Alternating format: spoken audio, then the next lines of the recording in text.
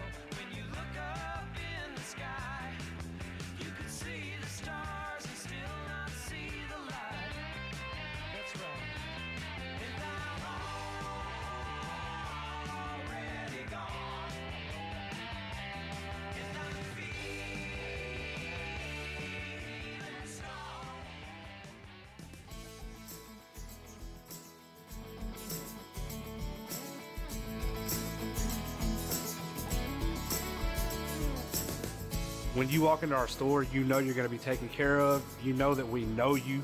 We treat you just like you're part of our family. We let our customers know that we appreciate them. We want to make them feel like family when they come into our stores. I think a customer should expect from every Jordans to be clean, friendly, and a family atmosphere. They can stop anywhere and get gas. We want them to stop at Jordans.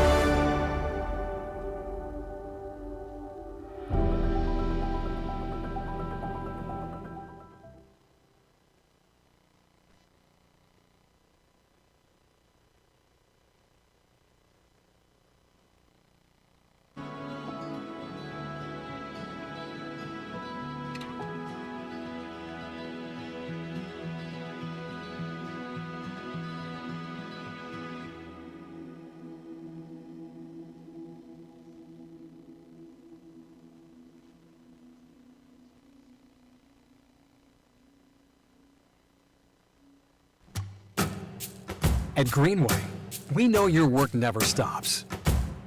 Neither does ours. That's why we've made finding your perfect John Deere tractor even easier. You can now shop online and customize your equipment in just a few simple steps.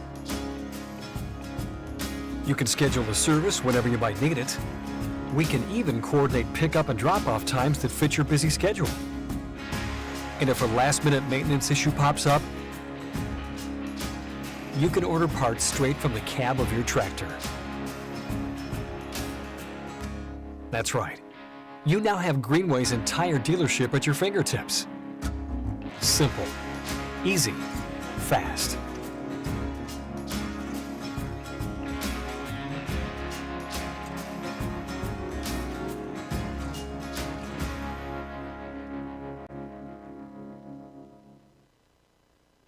Three, two, one.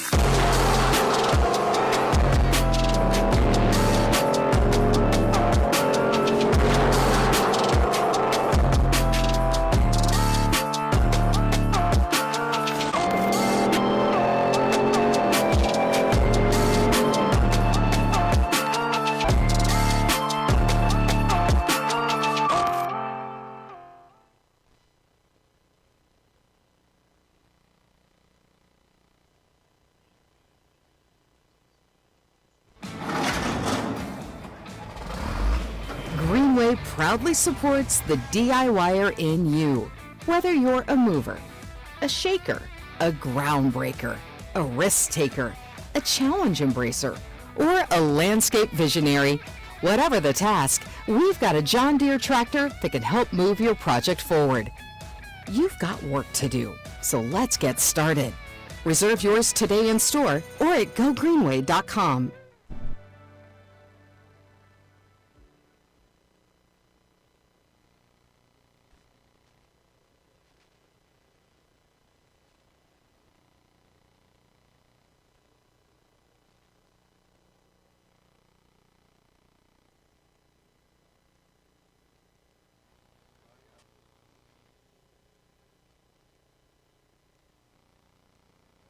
Ladies and gentlemen, please direct your attention to the north end zone as the cadets of the Wynne High School Marine Corps Junior Reserve Officers Training Corps unit march onto the field for the presentation of colors, the Pledge of Allegiance, and the National Anthem. The Wynne High School Marine Corps Junior ROTC unit is led by Master Sergeant Dennis Roberts, U.S. Marine Corps retired, and Corporal Jonathan Britton, U.S. Marine Corps. The cadet's commanding officer is Cadet Lieutenant Colonel Colton Frames. Carrying the national insignia is Cadet First Lieutenant Peyton Bennett. Carrying the Marine Corps flag is Cadet Vasa Maharba. The rifle bearers are Cadet Sergeant Rowan Mayshaw and Cadet Sergeant Caitlin Rader. Ladies and gentlemen, please stand, remove your hats for the Pledge of Allegiance, followed by the playing of our national anthem by the Wynne High School Marching Band under the direction of Mr. Trevor Geltner.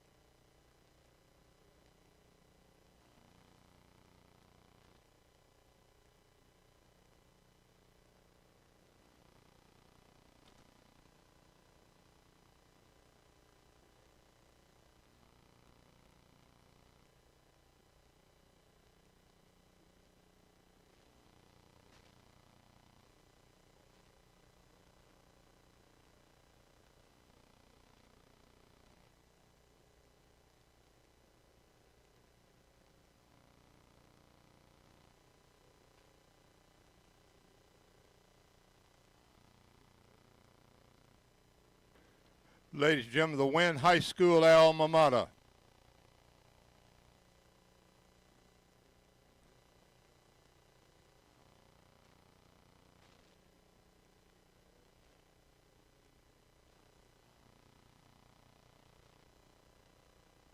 The alma mater is played by the Wynne High School Marching Band.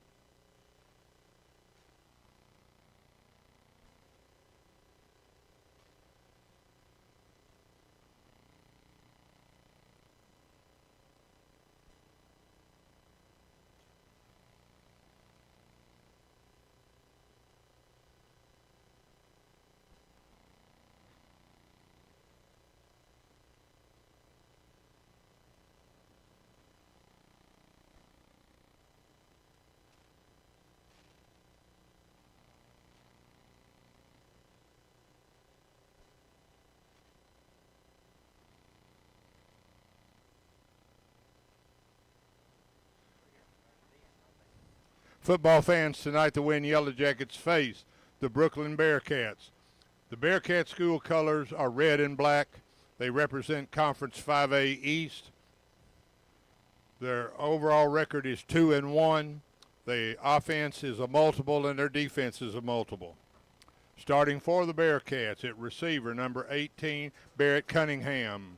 Starting at receiver, number 3, Caden Chambers. Starting at tackle, number 77, Kaylin Lopez. Starting at guard, number 54, Sam Walton. Starting at center, number 74, Peyton Grimes.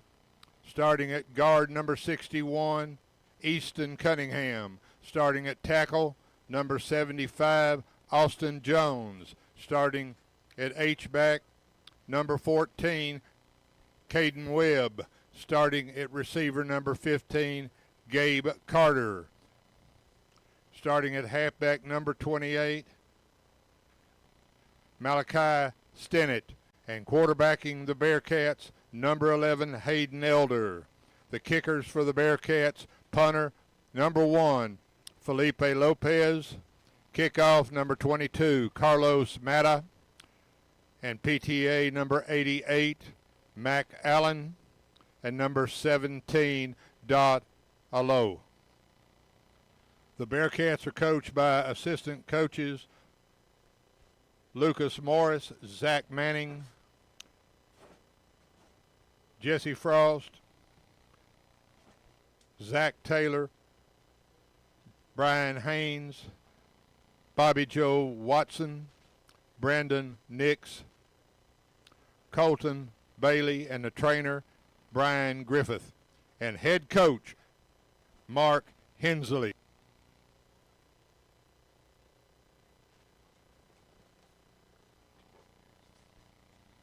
Yellow Jacket fans, your starting offensive lineup for the Wynne Yellow Jackets. They represent Conference 5A East. Their school colors are blue and gold. Their record is 1-2. Their offense is a split back veer. Their defense is a multiple. Starting at receiver, number 3, Siler Holbrook.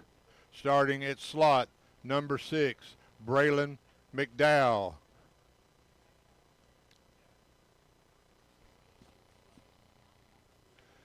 Starting at tackle, number 71, Daniel Bozer. Starting at guard, number 58, Wes Fuller. Starting at center, number 51, Gage Rice. Starting at guard, number 56, Abdul Fall. Starting at tackle, number 73, Will Booth. Starting at receiver, number 15, Cooper Thompson. Starting at halfback, number 21, Cameron Smith. Starting at halfback, number 10, Dante Smith. Quarterbacking the Yellow Jackets, number 12, John Watson. The kicker and punter for the Yellow Jackets, number 4, Brandon Maddox. Yellow Jackets are coached by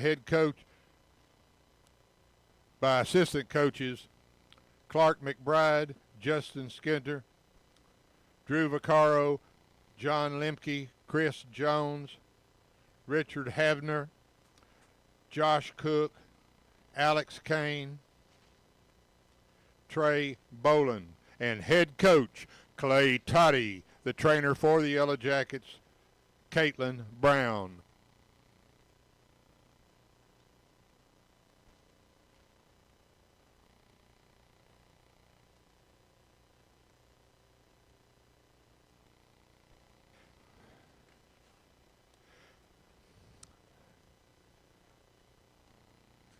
Captains for the Bearcats, number 4, Connor Marshall. Number 18, Barrett Cunningham. Number 74, Peyton Grimes. Captains for the Yellow Jackets, number 20, Mason Stallings. Number 73, Will Booth. And number 74, Cole Jordan.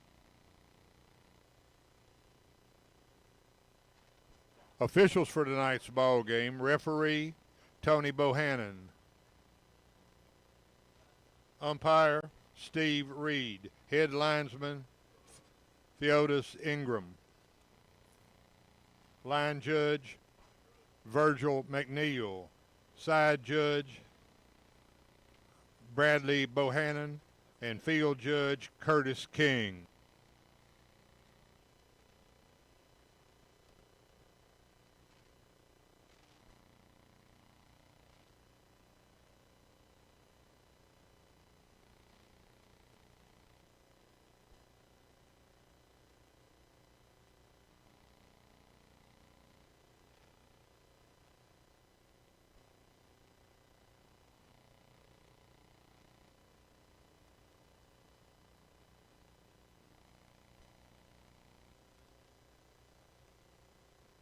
Just want to toss.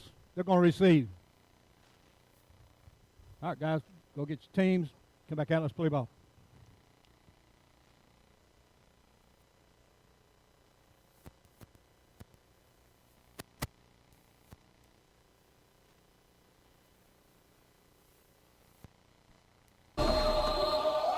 Spartans, prepare for glory! Here comes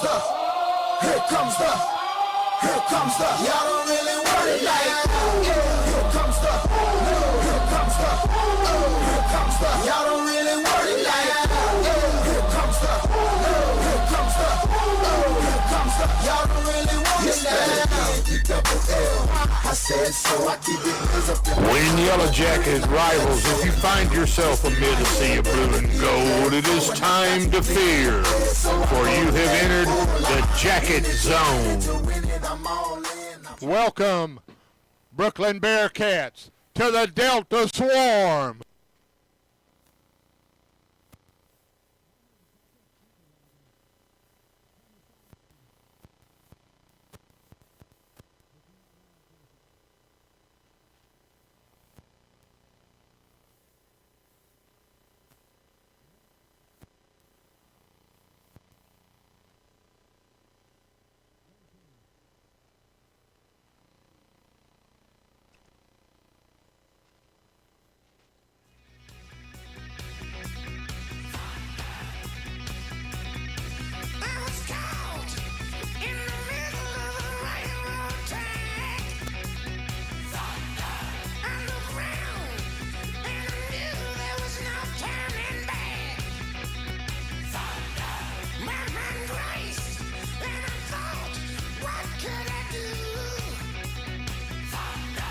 Kicking off for the Yellow Jackets, number 4, Braden Maddox.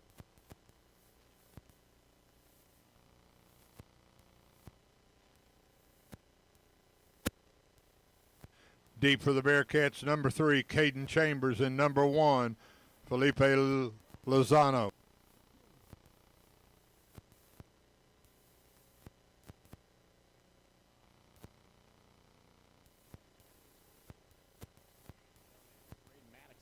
To kick this one away. Also deep, number 15. Trying to get a read on the man back deep for the Brookland Bearcats.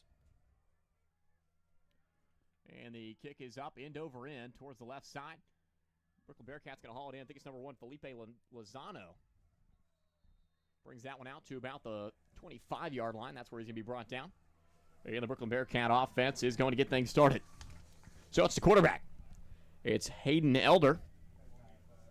Starting off under center for the Brookland Bearcats. First and 10 for the Bearcats from the Bearcat 25. So from the Brookland 25-yard line, it's first and 10. It's officially the first drive of conference football season. Isn't that exciting, Avery? Oh, definitely, Ron. So 2 receivers out right for the Bearcats. 2 tight ends line up to the left side. Single receiver out to the left. And there's the snap, goes to Elder. He's going to hand it off to the running back. Running back takes it outside and heads towards the corner of the field. He's going to get about enough for a first down. And it's going to be about just short of the first down, and they're going to give it to him. So that's going to move the chains on the opening carry. That was Malachi Stinnett to lead things off tonight. 10-yard carry, start off the ball game. The ball is on the Bearcat 35. On the right hash, Hayden Elder in the shotgun. Offensive line shifts. Shotgun snap, high snap. He's going to hand it off up the middle.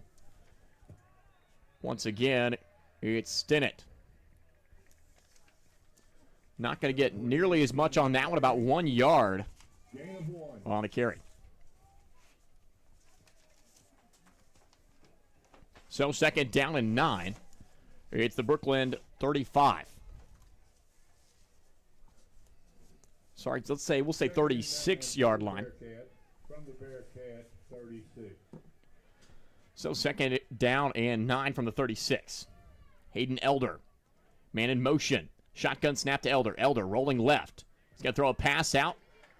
Dig route to the wide receiver. Tackled after about 4-yard gain. It's enough to make it third down and 4. That tackle was made by number 17, Drake Harris. It was number 15, Gabe Carter on the reception. Picked up about 4 yards hauling that one in. We all have our traditions. From Friday night lights to Saturday morning hunts. Sorry about that. And 2 receivers out right. In motion, Barrett Cunningham. Cunningham settles in the slot. Offense resetting here. Hayden Elder backs off. Gets back in the shotgun snap position. Here comes the snap. He's dropping back to pass. Pass is high, intended for Gabe Carter, but it's going to be no good. So that's going to bring up fourth down for the Brookland Bearcats. Sorry. And they're going to send the punt team out. So 4th down and 5 now on their opening drive. Yellow Jackets did their job. Gave up a first down on the first carry of the ball game, but they're able to force the stop, assuming no funny business happens on this punt.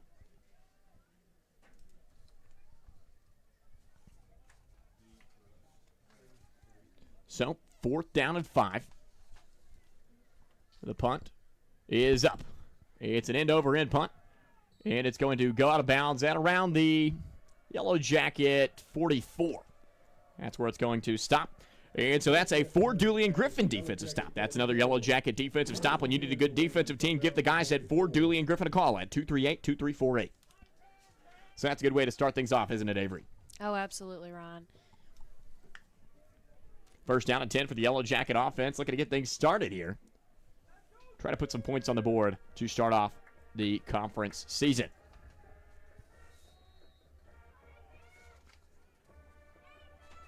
John Watson under center. Cameron and Dante Smith. John Watson is going to toss it out to Cameron Smith on the right side. Cameron Smith barrels for a first down and more. He's going to get about 15 yards on the carry. That's enough to carry it into Bearcat territory, and it's going to be a Yellow Jacket first down. That is a Sheriff David West first down, putting your safety first. So Yellow Jackets moving the ball well here early. Siler Holbrook, the single receiver for the Yellow Jacket offense.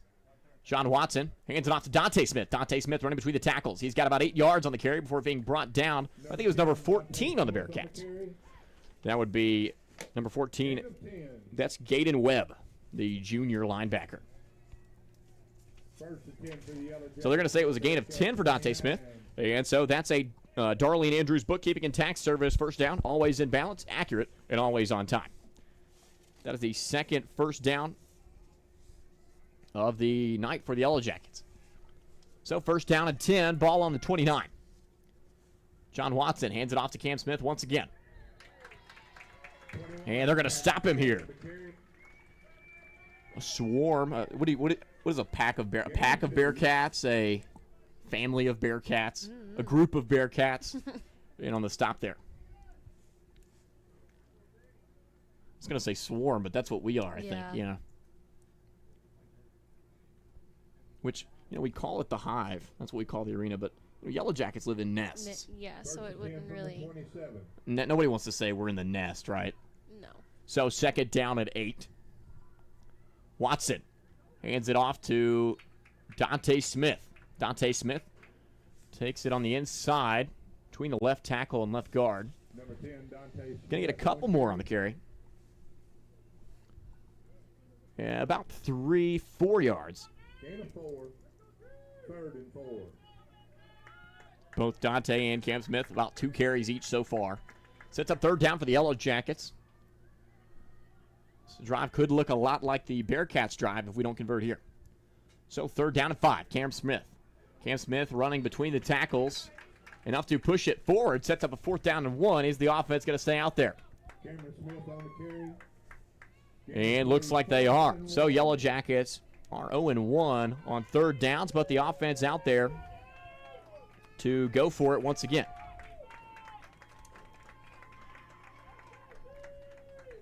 Cameron Smith, 19 rushing yards so far. 4th down and 1 for the Yellow Jackets. You got to be pretty confident here. Yellow Jackets only had 1 turnover on downs last week. Went for it, I think, 4 or 5 times. So 4th down and 1.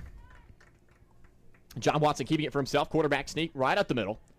And he's going to have more than enough yardage. About 3 on the carry from John Watson. And so that's going to be a Yellow Jacket first down, keeping the drive alive. As a Bull Chevrolet Buick GMC first down. Find new roads.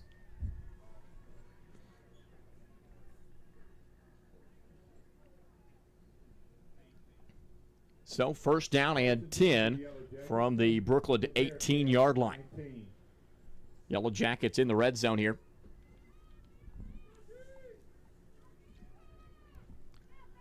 So first down and 10. Watson hands it off to Dante Smith. Isolation. Running it inside.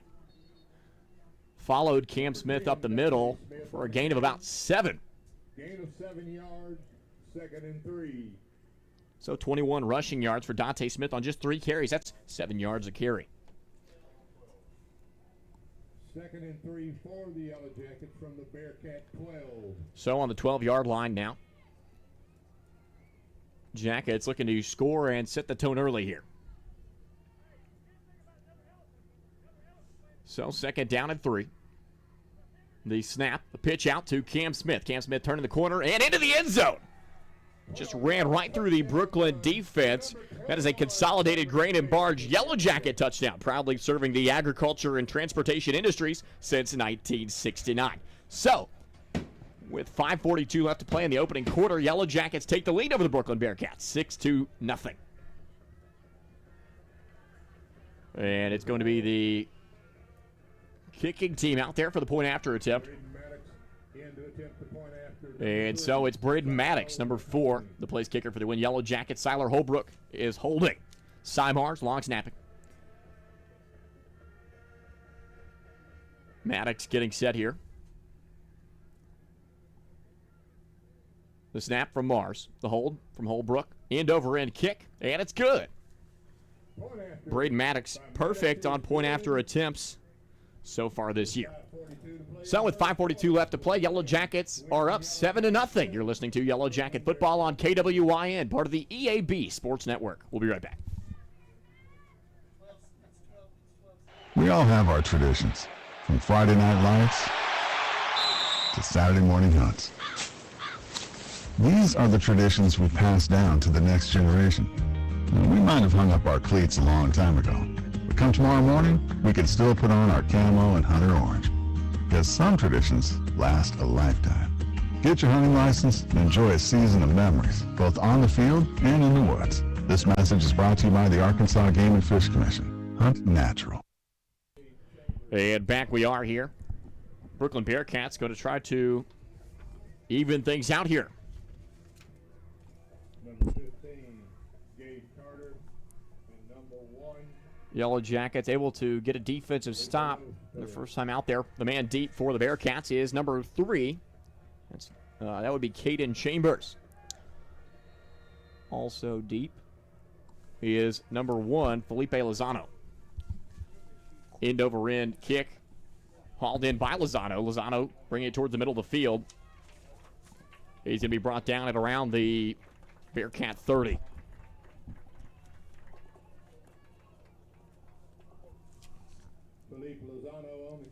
Okay, so as Avery pointed back out, Corbin O'Hara is back in, so he was in question before the game. He got cleared, so that's certainly good to see. First down and 10 for the Brookland Bearcats now. Their second drive of the evening. Making some substitutions here late on the offensive line. Single receiver out wide right. It's Gabe Carter. Cunningham lined up on the other side. Flag's going to come out. That's going to be a delay of game on the offense. I don't know who else it'd be on, but that's going to bring them back 5 yards. Oh, it was a false start. False start against the Bearcats, 5 yards. And so that's going to be 5 yards for them. Set them up with a 1st and 15 from the Brookland 27. 1st and 10, or 1st and 15 for the Bearcats from the Bearcat 27. So they're already starting off the drive behind the line of scrimmage. Airing it out to pass is, it's going to be Hayden Elder. It's hauled in. That's going to be a Brookland Bearcat touchdown. No one can stop him. Yellow Jackets secondary, nowhere to be found.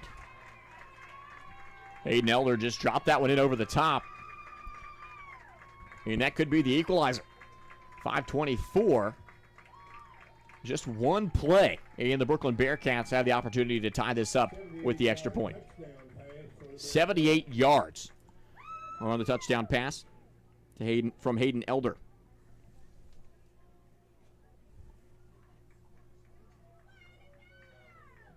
It was number 15, Gabe Carter, hauling that one in. 78 yards.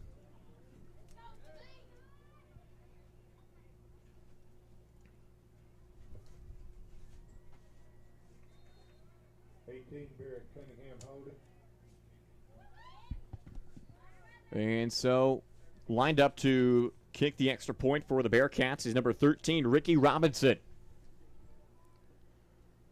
The kick, end over end. And it splits the upright, so that's going to tie up the ball game.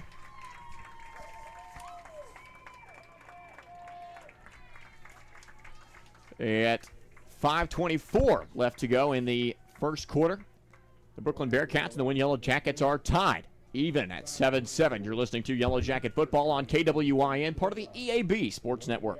We'll be back. I'm Rex Nelson. As a native Arkansan, I take pride in our state's natural beauty. And as someone who has been in all 75 counties, I've seen how prevalent litter is across our state. It's time for people to clean up our state for those who live here and to enhance Arkansas's image for those wanting to visit. Let's clean up Arkansas. Visit KeepArkansasBeautiful.com to do your part and get involved. This message brought to you by this station, the Arkansas Broadcasters Association, and the Keep Arkansas Beautiful Commission. And back we are. Brookland Bearcats just tied the ball game at 7-7. We're able to take advantage of the Wynne secondary to where the defense gets spread thin. And so, out there to kick it off for the Bearcats for the first time tonight is number 22, who is not on the roster. So, during the next break, we'll think of a name for him, and we'll let you know what we decide on.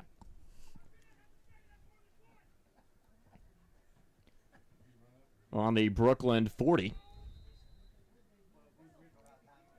He's going to run up on that one, end over end kick.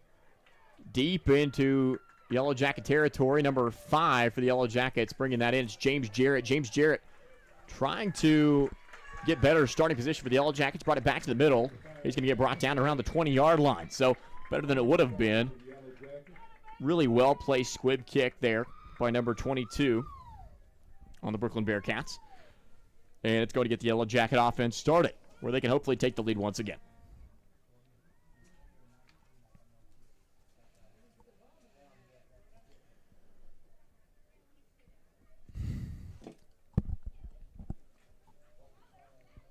So, Jackets had 1 drive, 1 score. Bearcats 2 drives, 1 score.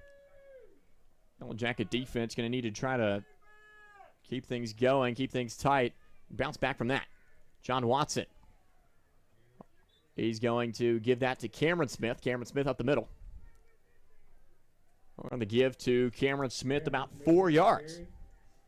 Gain of 4, 2nd and 6. He's got 23 rushing yards on 4 carries. Jackets in the huddle. Siler Holbrook getting back in the huddle. Running information from the sideline. So 2nd down and 6. Caught 7 for the Yellow Jackets. Watson pitches it out to Cam Smith. Flag down the backfield. Cam Smith, short gain. About 2, maybe 3 yards on the carry, but I don't think this one's going to count. Probably a hold here, so that's going to come back. It's going to be 8. So that's going to be a chop block on the Wynne offense. And so that's going to back this offense up.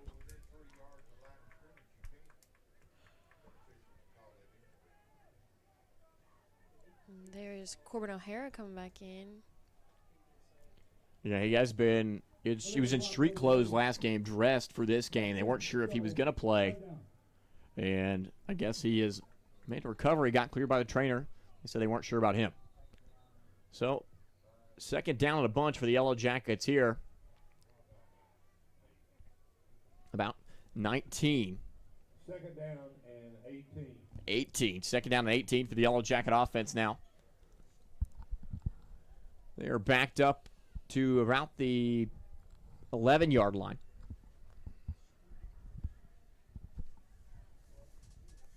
Negative yardage here could put them in a sticky situation, especially not having punted the ball much tonight, or at all, really, this season. I think 3 punts for Braden Maddox. John Watson has punted it just once. So it's not a situation they're really accustomed to. In the Magnolia game, went for it a bunch, had a couple turnovers on downs during the Southside game. Just not acclimated to the punting scenario, but if you don't convert here, at least make up for some good yardage, get yourself a manageable 4th down. You'll be left with no choice. So John Watson under center. 2 receivers out for the Yellow Jackets. Flag in the play. He's blown dead there. Could be a false start there. Flag on the play. Waiting for the indication here. And they're moving towards the defense, so that's going to be encroachment. Encroachment's 5 yards. Replay the down there. So, 5 yards against the Bearcat defense for encroaching the neutral zone. So that's going to be 2nd down and 13. Much more manageable. And the Yellow Jackets now on the 17-yard line. So exchange penalties there. John Watson. He's going to hand that one off to Cameron Smith up the middle. Maybe give him 2 there. 25 rushing yards on 5 carries for him. 21, Cameron Smith But it's going to leave it at about third down and 10.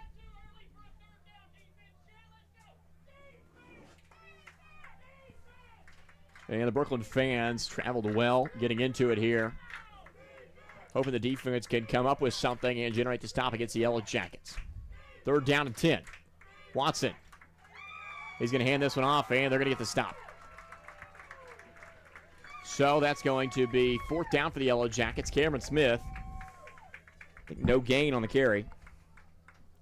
And that's going to bring up fourth down for the Yellow Jackets, and we're going to see a punt here probably. Yep, Braden Maddox out there to punt this one.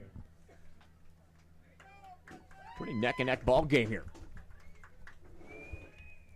3 minutes left to go in the opening quarter. And the Yellow Jackets going to try to switch the field here. Back to return for the Brookland Bearcats is someone who won't face my direction. Really need him to look over here. Number 3. Number 3 for the Bearcats. That is Caden Chambers. Caden Chambers and Felipe Lozano back to return the punt. Another flag down. That's going to back up the Yellow Jacket offense even more. It's a delay of game. 5 yards against the Yellow Jackets, delay of game. So, took too long to get the decision out there. John Watson lined up here. He is going to punt this. Is that John Watson? It is going to be Chambers hauling that one in, and he's just going to fall on it. I'm not sure. That was that was Braden Maddox. Was that Braden Maddox? Yes. Okay. Yeah, so that's going to be Braden Maddox punting that one away. And they're going to get things going at the Brookland 47.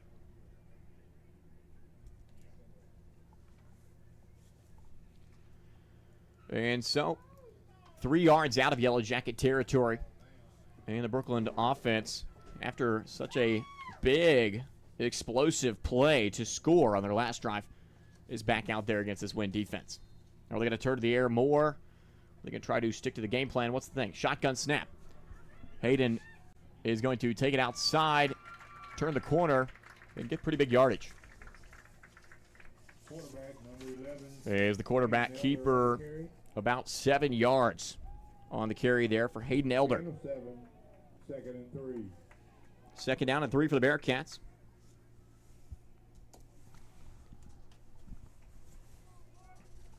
Brookland Bearcats in the huddle now. Twin receivers out right, one split left. Malachi Stinnett motions out towards the right. Everett running the ball once again. He should have enough for the first down. They're going to say, nope, stop short. So third down and 2. No gain on the carry from Hayden Elder. Elder on the carry. 33. So third down and 3 for the Bearcats. They are 0 for 1 on third down conversions, although their last third down was a long one. One receiver on either side of the offensive line. Shotgun look for Elder. A false start on the offense. It's the wide receiver on the right side jumping off sides. It's going to be number 15, Gabe Carter. That's going to back the Bearcats up 5 yards. Still third down. But it's going to be a much better look for the Yellow Jackets. It's going to be third down and 7 now. 3rd and 7 for the Bearcats. It's a whole lot more manageable than 3rd and 2. 57 seconds left in the first quarter running clock. Jackets tight in the box. Elder throws it out on the flat, and he's going to be stopped short. Pass is complete.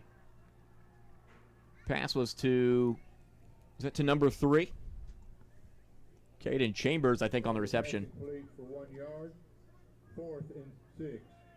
That's going to be 4th down and 6 after the 1 yard reception from Chambers. Elder is 3 for 4 so far tonight. Only one incomplete pass. He's accounted for 88 passing yards on just those three completions. So 4th down and 6 here. And the offense still out there for the Bearcats. They're feeling confident. Shotgun snap to Elder. Elder rolling out right. And the pass is up. Not going to be complete there. There is a flag down in the secondary. We're going to see what that is. The time did expire during that. Brookland fans happy. Let's see what that. That is the end of the first quarter. Defense. So it's a holding call on the defense. Yellow Jacket defense. Took a little bit for those offensive routes to develop. Defense got antsy. And so that's going to be a repeat 4th down from, I think, 5 yards closer. And so that's going to be the end of the quarter. We're going to take a short break, and we'll be back. You're listening to Yellow Jacket Football on KWYN. Yellow Jackets tie the Brookland Bearcats 7-7. Yellow Jacket Football, part of the EAB Sports Network. Fresh off their summer lineup of convertible sports cars, for September, Saracen is giving away the king of luxury pickups, Toyota's new Tundra Capstone from Trotter Toyota. The Tundra Capstone is the ultimate in luxurious trucks, and it can be yours just for playing your favorite games at Saracen Casino Resort.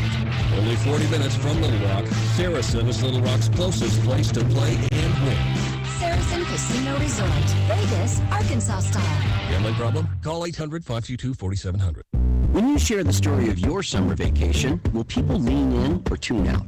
When you tell them you spent one morning in a 4-story treehouse and that afternoon at the world's largest indoor Tesla coil, you'll have their attention. When you explain that you took your kids on thrill rides and a Sunset Lake cruise in the span of a few hours, they'll be hooked. And when you say you enjoyed a relaxing soak in the city's famous thermal spring water, well, then they'll just be jealous. Because they didn't go to Hot Springs, Arkansas.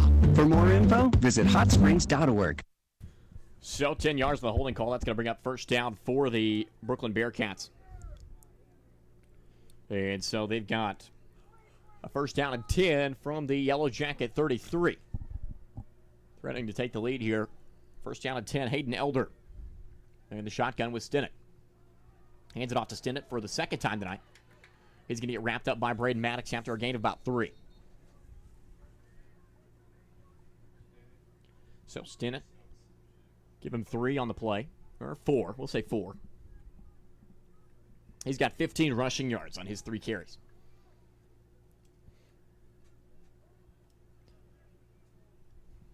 Second down and 8 for the Bearcat offense now.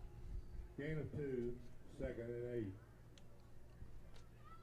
Hayden Elder coming off probably his best game of the season. He went 8 for 15, 93 yards, 2 touchdowns. Snap. It's going to be Hayden Elder running it for himself, and a big hit from the Yellow Jackets is going to. It was number 6, Braylon McDowell. So that's going to set up 3rd and 8 after no gain from Elder. No gain. 3rd down and 8. 3rd down and 8 for the Yellow Jackets. Sorry, Bearcats all over the place tonight. 3rd down and 8 for Brookland. 10:48 left to go in the half. Trying to move quick out of the huddle here. Bearcats. Shotgun. Elder dropping back. Pass rush from Wynne. And good defensive coverage from Siler Holbrook. Leaping. Getting a hand on the football to make the stop. The pass from Hayden Elder was intended for number 4 on the Bearcats, Connor Marshall.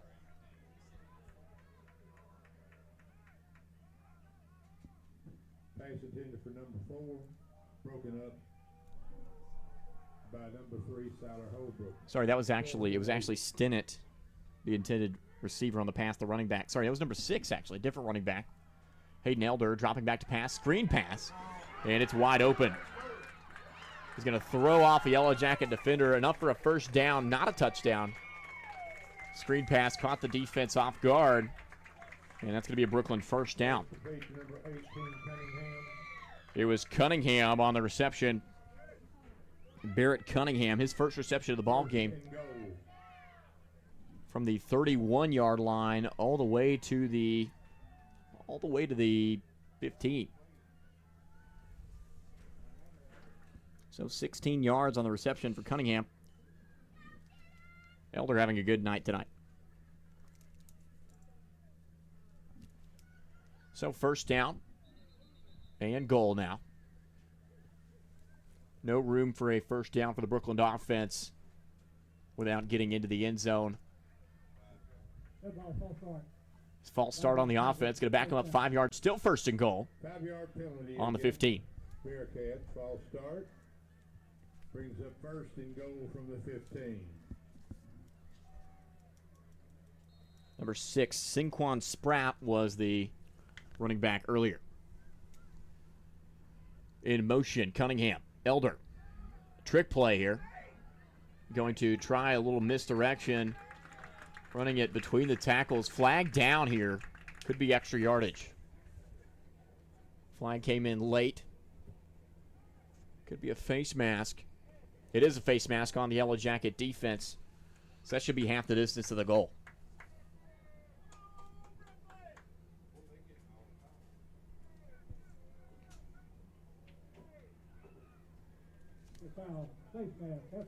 Yep, so that's going to tack on half the distance to the goal there for the Brookland Bearcats. And it's going to have them on the 5.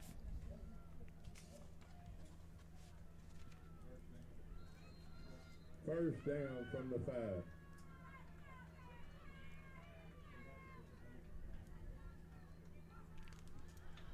First and goal from the 5-yard line. Elder motions the running backs over to the right side. Elder trying to run this one in himself, and he is going to be hit hard by Braylon McDowell. Elder On the carry, has been well in the passing game. He struggled a little bit more running the football. I think a loss of 2 on the carry. 7 rushing yards on 4 carries for the quarterback tonight. Second and goal from the 10. So now on the 10-yard line, second and goal for the Bearcats.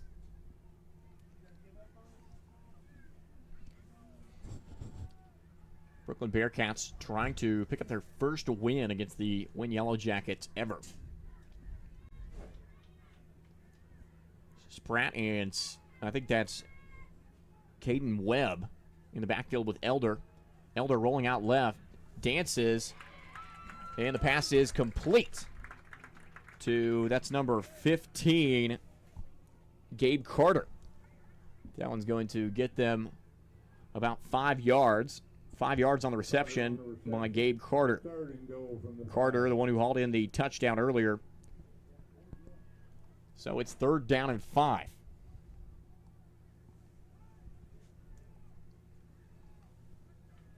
It's James Jarrett on the coverage there and coming in on the stop. 3rd and goal for the Bearcats. Jacket defense trying to hold them here. They're going to hand it off. Actually keeps it for himself. Passes up and broken up by the Yellow Jackets secondary. That's going to be, I think it was number 4, Braden Maddox. Bringing that one down out of the air. 4th down and goal for the Bearcats. Jackets desperate to prevent the score here early. 7:55 left in the half. There's going to be a timeout charged to the Bearcats. And so we're going to take a timeout with them. 7-7. It's an even ball game between the Yellow Jackets and the Bearcats of Brookland. 7:55 left in the half. You're listening to Yellow Jacket Football on KWYN, part of the EAB Sports Network.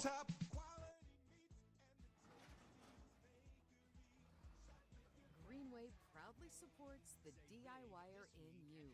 Whether you're a mover, a shaker, a groundbreaker, a risk taker, a challenge embracer, or a landscape visionary, whatever the task, we've got a John Deere tractor that can help move your project forward.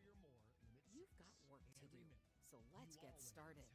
Reserve yours today in store or at gogreenway.com. Down and goal for the Brookland Bearcats, and they're going to go out there to kick the field goal.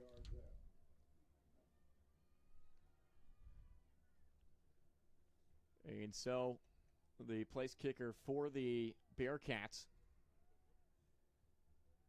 on 4th down and 5.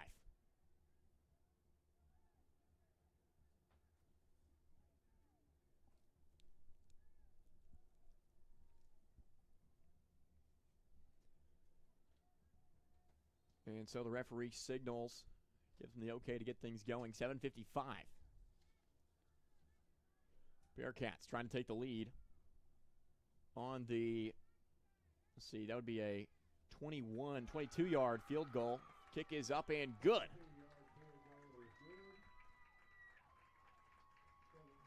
And so the 22-yarder for the Brookland Bearcats is up and good. So Brookland Bearcats take the lead 10-7 with 7:51 left in the half. You're listening to Yellow Jacket Football on KWY and part of the EAB Sports Network.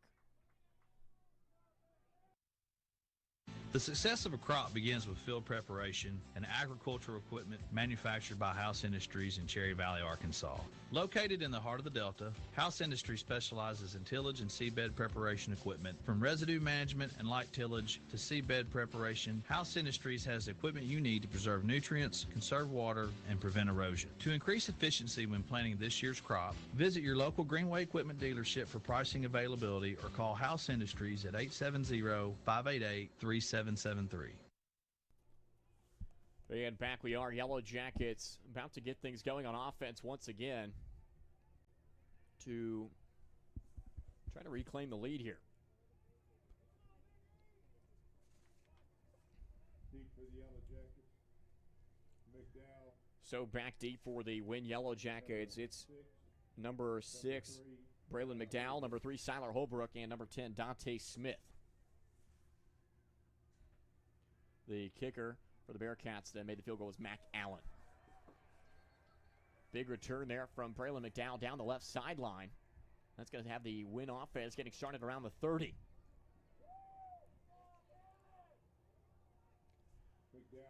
Actually call it the 31, where the Wynne offense will really get going. The Brooklyn defense able to come up with a stop last time. Wynne and try to fight here and reclaim the lead.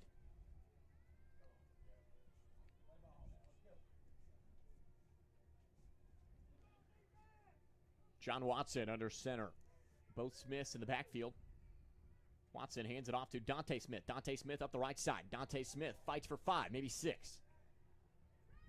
He had one Brooklyn Bearcat on each leg, just kept fighting forward. Give him 6. Number 10, Dante Smith on the carry. Gain of 6. Sets up second down and 4 for the Yellow Jackets. 27 rushing yards so far for Dante Smith. 7:22 left in the half. Yellow Jackets set up on the 37-yard line. The Yellow Jacket 37. In their own territory. McDowell in motion. John Watson pitches it out to McDowell. McDowell turns the corner. He's got the first down and then some. 5 yards, 6 yards past the first down marker. He got about 10 on the pitch from John Watson. Braylon McDowell on the carry, 1st and 10 Yellow Jackets. 1st and 10 for the Yellow Jackets. That is a Coronado Funeral Home first down. Your hometown funeral home since 1927.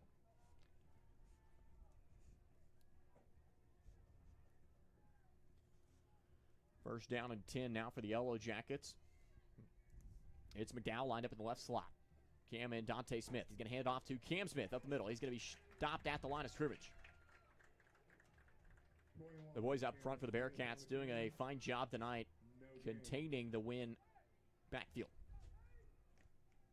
Had a little more success taking it outside, but between the tackles, it's been slim pickings for the Yellow Jackets.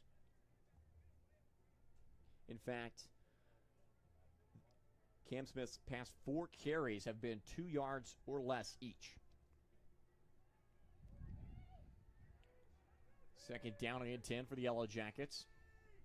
On the edge, on the outskirts of Bearcat territory from the 47. Around the outside, Dante Smith. Dante Smith turning the corner down the left side. He's got great yardage. Every time they're able to get an open field, Wynne makes things happen. So that's going to be a Yellow Jacket first down, more air conditioning. First down. Why settle for less when you can have more? 1st and 10 for the Yellow Jackets from the 37-yard line. So from the 37-yard line, that's first down and 10 for the Yellow Jackets. 15 yards on the carry from Dante Smith. Cameron Smith takes this one up the middle between the tackles, about 5 yards on the carry from Cam Smith.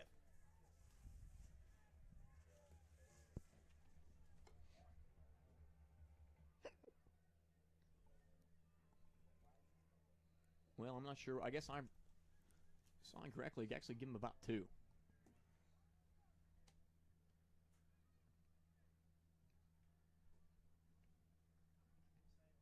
Oh, there was a flag on the play. There was a personal foul on the defense. And so that's the only details we were given. I think it was unnecessary roughness, maybe. So it's a 15-yard penalty, whatever that may be. And so that'll be an automatic first down. As a cross-county Farm Bureau first down, helping you is what we do best. There's a personal foul against the Bearcats. It was a spot foul, and so that's going to be 1st and 10 for the Jackets from the Bearcat 18. Jackets in the red zone for the second time tonight. John Watson, quarterback sneak up the middle. Made some significant headway. Give him 4 yards. It's John Watson's second carry of the night.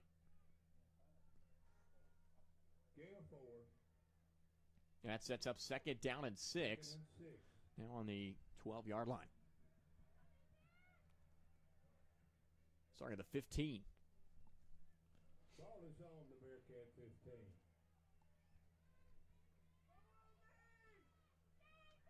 15. And so Yellow Jackets.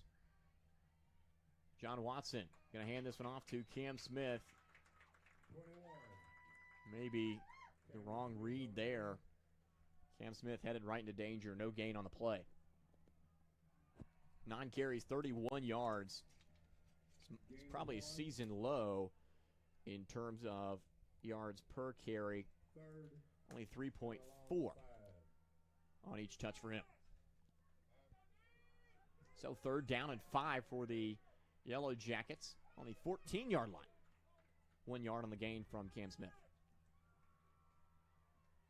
3rd down and 6. John Watson pitches out to Dante Smith. Dante Smith dodges a few tacklers, able to fight forward. He's going to be short of the first down. It's going to set up 4th down and 1. Gain of a long 4th and 1. If Coach Toddy has shown anything to the Wynne crowd so far, it's that 4th down and 1. That's just another down. So the Wynne offense out there. Going to try to move the pile and convert this 4th down. Wynne driving forward. It's going to be Cameron Smith. And they've got it. 2 yards on the carry from Cam Smith. Pretty guaranteed yardage there for him. That's his 10th carry of the night. And that's a Strickland Plumbing first down, serving all of Wynne and Cross County. So it's 1st down and goal now from the 7-yard line. Yellow Jackets deep in Bearcat territory. Going to try to take the lead here. The Jackets 1 for 1 on the red zone tonight. John Watson hands it off to Cameron Smith. Cameron Smith runs it inside towards the left side of the field. About 4 yards on the carry from Cam Smith. Sets up 2nd and goal from the 3-yard line. Cameron Smith, 37 yards, 11 carries. And it's going to be a timeout. It's going to be a timeout charge to the Wynne Yellow Jackets. That is going to be a Will Kill pest control timeout. Call the hitman at Will Kill. Yellow Jackets trail the Brookland Bearcats 7-10 with 2:13 left to go in the half. You're listening to Yellow Jacket Football on KWYN, part of the EAB Sports Network. Do you want to earn more with your money? Hi, I'm Betty K. Thompson with First Financial Bank, and we are offering an unbelievable 5.01 annual percentage rate yield on a 24-month CD. Visit a branch today and ask about all our great rates available to you. At First Financial Bank, we're in the business of you. Member FDIC. APY is accurate as of June 20th, 2023, and is subject to change without notice. The CD has a 24-month term, and the minimum deposit to obtain is $1,000. And back we are. 2:13 left to play the half. Second down and goal for the Yellow Jackets from the 3. Second and goal for the Yellow Jackets from the Bearcat 3. Wynne trying to get in the end zone for the second time tonight.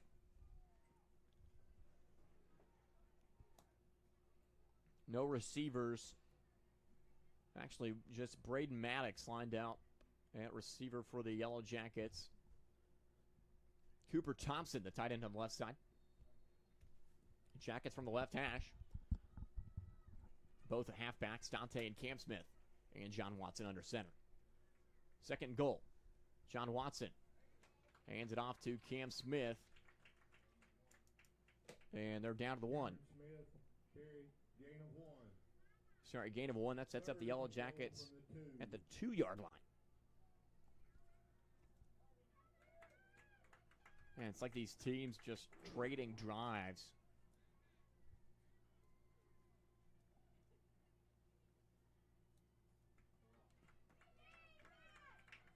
So third down and goal from the 2-yard line for the Yellow Jackets. 1:40 left in the half. John Watson under center in motion. Braden Maddox. Watson. He's going to run this one in for himself. No contact from the Bearcat defense. That's a Consolidated Grain and Barge Yellow Jacket touchdown, proudly serving the agriculture and transportation industries since 1959. So with the score, Yellow Jackets now lead 13-10. 1:30 left in the half, so when the score came in. Braden Maddox out there to attempt the extra point. He's 1 for 1 on the night. And he's, I think, a perfect 6 for 6 on the season.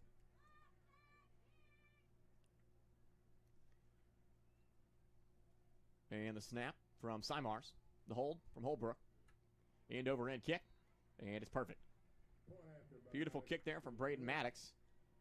And so, with 1:30 left in the half, Yellow Jackets lead the Brookland Bearcats 14-10. You're listening to Yellow Jacket Football on KWYN, part of the EAB Sports Network. We'll be right back.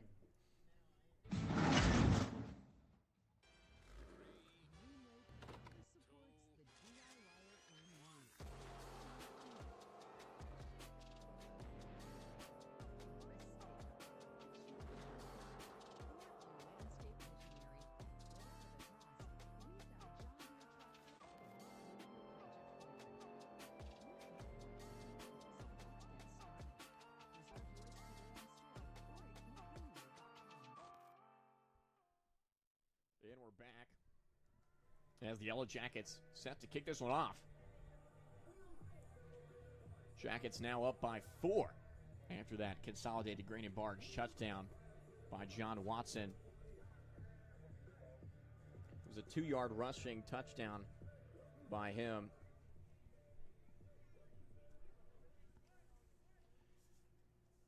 One minute, 30 seconds left in the half. Brookland Bearcats going to try to take the lead, or at least get it a little closer before the half breaks. Braden Maddox on the kickoff. End over end kick. Great kick. And it's a touchback. Braden Maddox's confidence has been there all season long. Had a few shakeups in the Marion game, but other than that, he has been solid. Really reminiscent of his freshman year. He was really solid there too. Struggled throughout his sophomore and junior years. He's really picked things up since. So Bearcats going to get this thing going on the 20-yard line. 80 yards to go in a minute 30.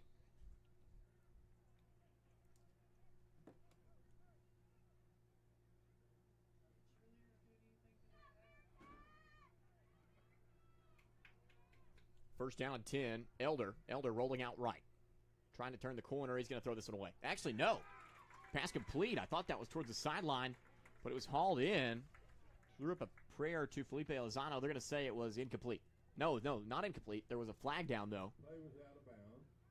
Flag on the play. It was out of bounds. I was right. Eligible receiver downfield. And they're going to call an eligible receiver downfield. So an offensive lineman past that line, past the neutral zone. And so that's going to back them up 5 yards. I think it's a loss of down.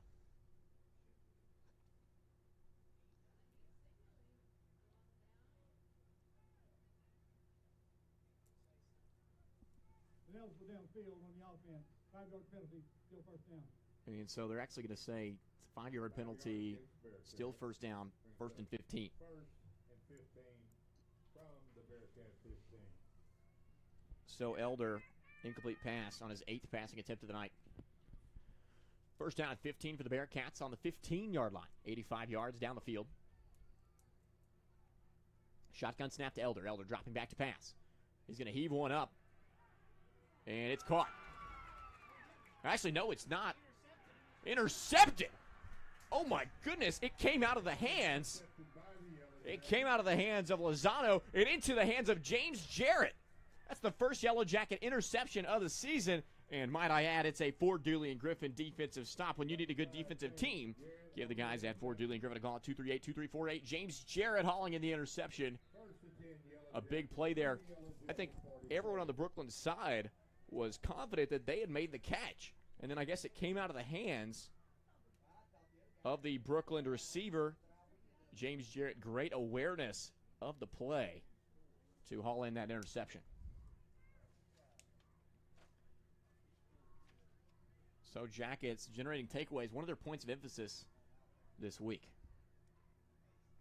So first down and 10 for the Yellow Jackets, a chance to extend their lead. Now with 1 minute 13 left to go. And they're going to get the ball to start off the next half.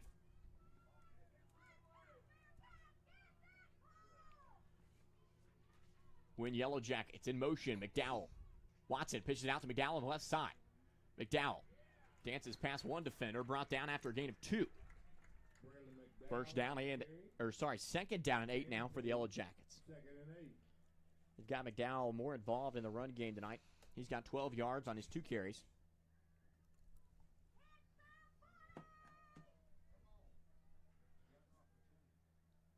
Second down. Clock running here. Might be time to take a shot. So second down and 8 on the 48-yard line. Yellow Jacket territory. John Watson pitching out to Dante Smith. Toddy trying to generate some space here. Timeout called by Wynne. So about a 6-yard gain from Dante Smith. And is going to... A 6-yard gain from Dante Smith. He's going to set up second down and 8 as we enter the timeout. Timeout called by the Yellow Jackets. And that's going to be a Bobby Lanaz first down. Expect the best at Lanaz Body Shop. You're listening to Yellow Jacket Football. 14-10 is the score. 29 seconds left in the half. Hello, I'm Andy Rohr, a multi-certified nurse practitioner. Our team of medical professionals They can stop anywhere offers and family get medicine gas. from We want them infants to and stop at children Jordan. to adults of all ages. We provide urgent care, in-house laboratory services, and full digital x-ray. At Harmony Health Clinic, we are committed to the personal care that you deserve. Harmony Health Clinic is open Monday through Friday from 8 until 5. We welcome walk-ins daily from 8 until 4:30. Visit us online at harmonyhealthclinic.com to set up your appointment or call us at 870-587-0800. And back we are, third down and 2.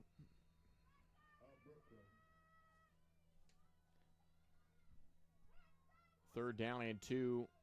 Siler Holbrook lined out left. John Watson back to pass. He's going to throw one up to Siler Holbrook. Tries to haul that one in. It's incomplete. So, figured why not try to eliminate a big chunk of yardage with one heave from John Watson, but no good there. That's going to be fourth down and 2.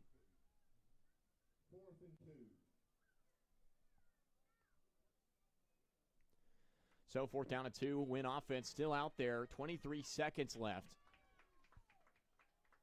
This is a big one to convert. Don't want to give them an opportunity to even the ball game out. We've seen how quickly they can score. Cameron Smith, he's got the first down. About 5 yards for Cameron Smith and a timeout call. He's got 43 rushing yards on 13 carries. And that's going to be a Sheriff David West first down, putting your safety first. It's going to be a Darlene Andrews timeout. Bookkeeping and tax service, always in balance, accurate, and always on time. Yellow Jackets lead the Bearcats 14-10. 19 seconds left in the half.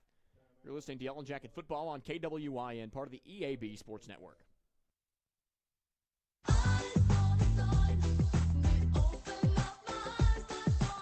At the Sign Shop in Wynne, Tawana can make you any kind of sign you need. Magnetic signs, campaign signs, aluminum signs. She does vinyl lettering, vinyl graphics, vehicle and window lettering, and banners of all types and custom t-shirts. So call Tawana, 870-238-0280, or go by the Sign Shop at 586 Highway 64B in Wynne. Call her at 870-238-0280.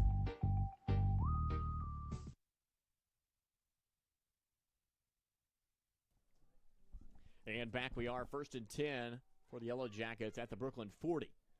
19 seconds left. In motion, McDowell. John Watson fakes the pitch to McDowell. He's going to air it out once again, and that's going to be intercepted.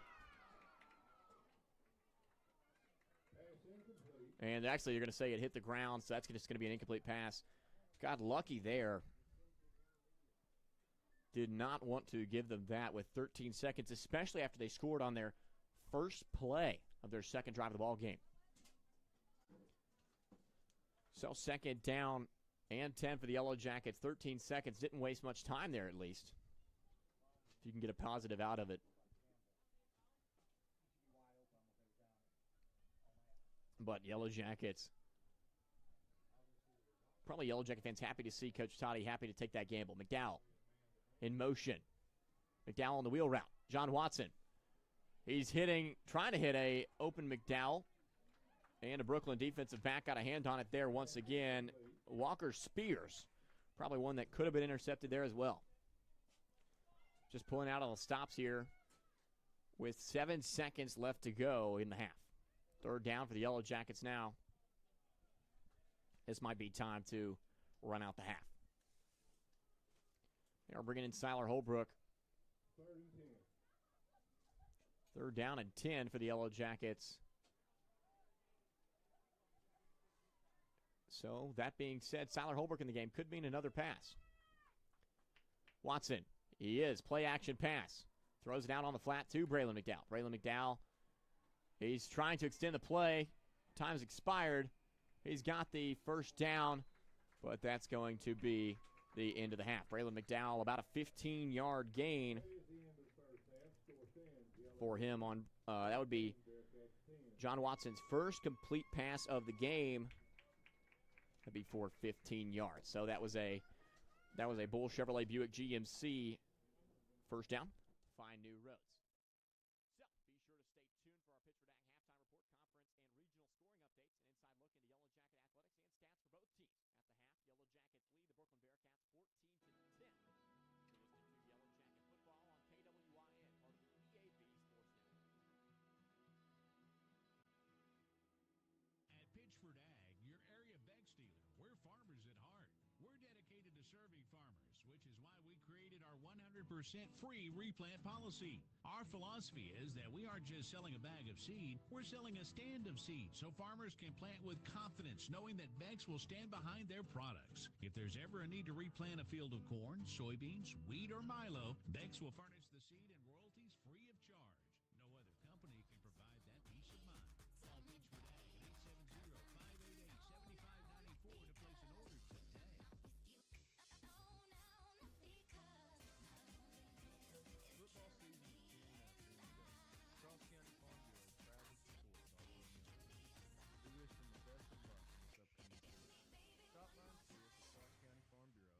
Don Mills, Patsy Roberts, Dwight Cook, or myself, Matt Doss. Or give us a call at 238-7953. And remember, once a jacket, always a jacket. Your best life begins with your healthiest life. At Baptist Health, you'll find the comprehensive care you need for every person in your family. From pediatrics to primary care to women's health, we're equipped to partner with you in every phase of your wellness journey. You'll also find Baptist Health locations and clinics across the state, ensuring we're always there for you, when and where you need us. Learn more about the state's most trusted name in healthcare, locate a clinic, find a provider, and more at baptist-health.com. The Electric Cooperatives of Arkansas's team of over 2,000 employees has one mission: deliver reliable, affordable, responsible power to 1.2 million members across Arkansas. But closings of baseload power plants across America are making this tougher and tougher. We believe in intermittent resources like wind and solar, but the sun doesn't always shine and the wind doesn't always blow. A balance of power game plan that includes every energy resource is a must to keep our Friday night lights bright. The Electric Cooperatives of Arkansas. Your business is up against a lot of things these days. Inflation cost, workforce issues, federal overreach. The list of things keeping you up at night keeps getting longer. The Arkansas State Chamber Associated Industries of Arkansas is here to help. We are constantly working to improve the business climate and make Arkansas as competitive as possible. The Arkansas State Chamber Associated Industries of Arkansas works tirelessly for your business so you can rest easy. Join us today. I'm Rex Nelson. People travel to Arkansas to experience its natural beauty. We even market ourselves as the natural state. Our landscapes not only make this state exciting to visit, but a wonderful place to live. Not to mention the positive impact tourism has on our economy. It's our responsibility to keep our environment litter-free. Let's do our part to keep it beautiful. Visit keeparkansasbeautiful.com to get involved. This message brought to you by this station, the Arkansas Broadcasters Association, and the Keep Arkansas Beautiful Commission. And here we are for the Pittsford Ag halftime report. We're going to get things started by shouting out the Moore Air Conditioning Offensive Lineman of the Week. That's right, Moore Air Conditioning is rewarding the guys in the trenches all year long across Northeast Arkansas. This week's winner is Ryan Wages of Mark Tree, the Moore Air Conditioning Offensive Lineman of the Week. Now we're going to send it over to Jason Stallings back at the station, who's going to go over some conference scoring updates and some other scores from around the region. I'll talk to you in a little bit. Send it over to you, Jason. At Pittsford Ag, your area bex dealer and Delta Chemical, we're dedicated to serving Eastern Arkansas farmers by delivering the industry's most diverse product lineup, backed by personal service and agronomic support. From localized recommendations to product selection and weed management insights, we're proud to put on our boots and walk side by side with you every season. Pittsford Ag and Delta Chemical, located at 1150 Eldridge Road in Forest City. Contact Doug Pitchford or Cody Baskins for more information or to place an order today. Pittsford Ag, Delta Chemical, and the Yellow Jackets.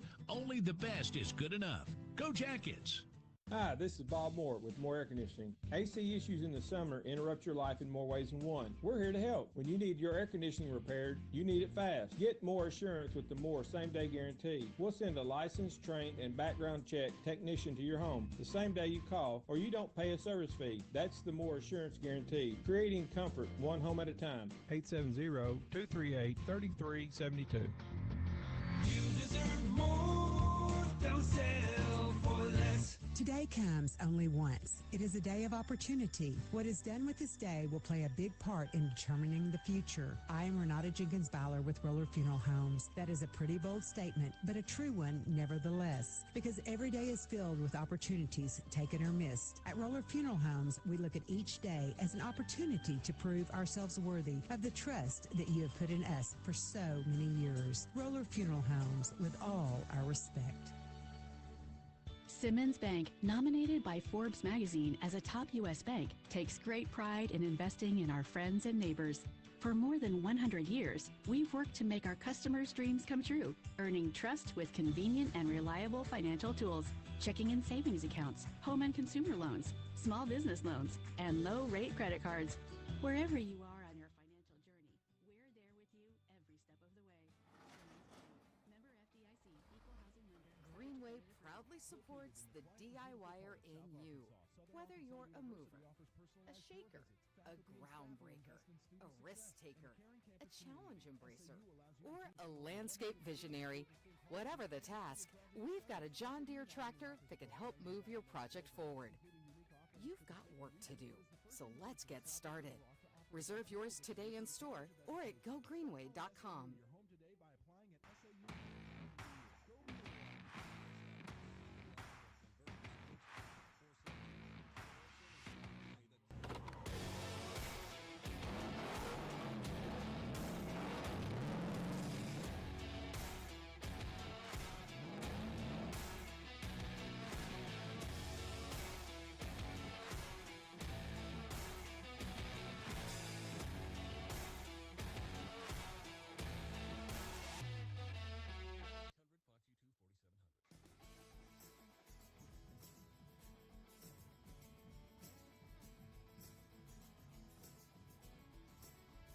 can stop anywhere and get gas. We want them to stop at Jordan.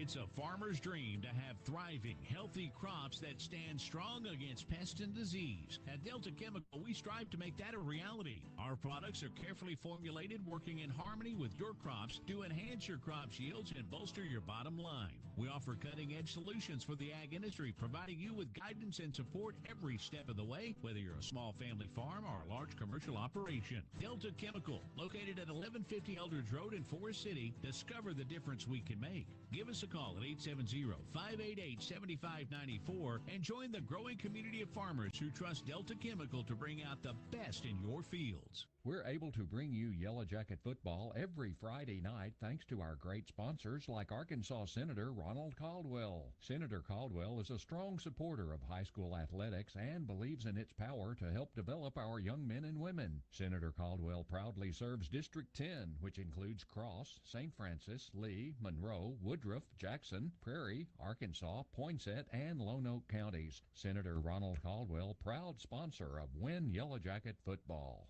If you're looking for an expert to handle something valuable, what would your criteria be? Experienced, trustworthy, uses cutting-edge technology. Well, good, then we value the same things. Witcher Auctions have been providing that type of service, marketing, machinery, and real estate for over 50 years. Make us your trusted partner today. Visit us at WitcherAuctions.com or download our app to get instant information about our auctions, or just come by and see us at our Wynne, Arkansas headquarters. The coffee pot's always on, and we'd love to see you. Hello, fall. Hello, football, tailgating, and cool morning walks.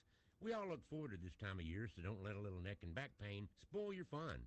Let Dr. Ungerank at Ungerank Chiropractic Clinic in Wynne get you ready for fall with a little spinal adjustment, spinal decompression, or cold laser therapy. There's no appointment needed, so bring life to an old friend. You're back at Ungerank Chiropractic Clinic, 711 Eldridge Drive in Wynne. Call 238-8210. Darlene Andrews, Bookkeeping and Tax Service, 303 East Merriman in Wynne, has the experience you require to reach your business goals, offering many services including bookkeeping, payroll, and tax preparation. She values her clients and will customize solutions just for you. Call Darlene Andrews Bookkeeping and Tax Service at 870-238-3732 and leave the number crunching to her so you can focus on growing your business. Accurate, on time, and always in balance, Darlene Andrews Bookkeeping and Tax Service. Out with the old and in with the new. As the seasons change, so does our inventory at County Line Irrigation. There is no need to wait. You can find what you need before everything gets picked over. If you want it, there is a chance we have it at County Line Irrigation. Before you drive to Jonesboro or Memphis, shop local and see what your local businesses have to offer. That's County Line Irrigation, located on Highway 1, 5 miles south of Wynne. Come and see us or give us a call at 870-238-5500. That's a store that is so much more, where you'll find friendly spaces with smiling faces. And back we are for the Pitch for Ag halftime report. Avery, we're going to talk about some other Wynne athletics other than just football, because there's so much more. Let's talk about volleyball. They're 12-2 overall and 6-0 in league play.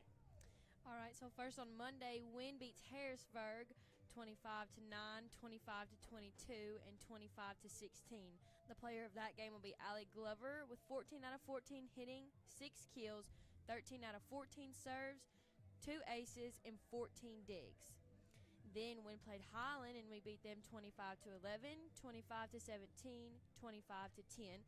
The player of that game again will be Allie Glover with 5 out of 5 serves, 7 kills, 1 ace, 5 digs, and 2 blocks. Then we played Blyville, and we beat them 25-6, 25-18, and 25-7. And the player of that game will be Emma Hall with a 2.75 reception and 1 kill and 1 ace.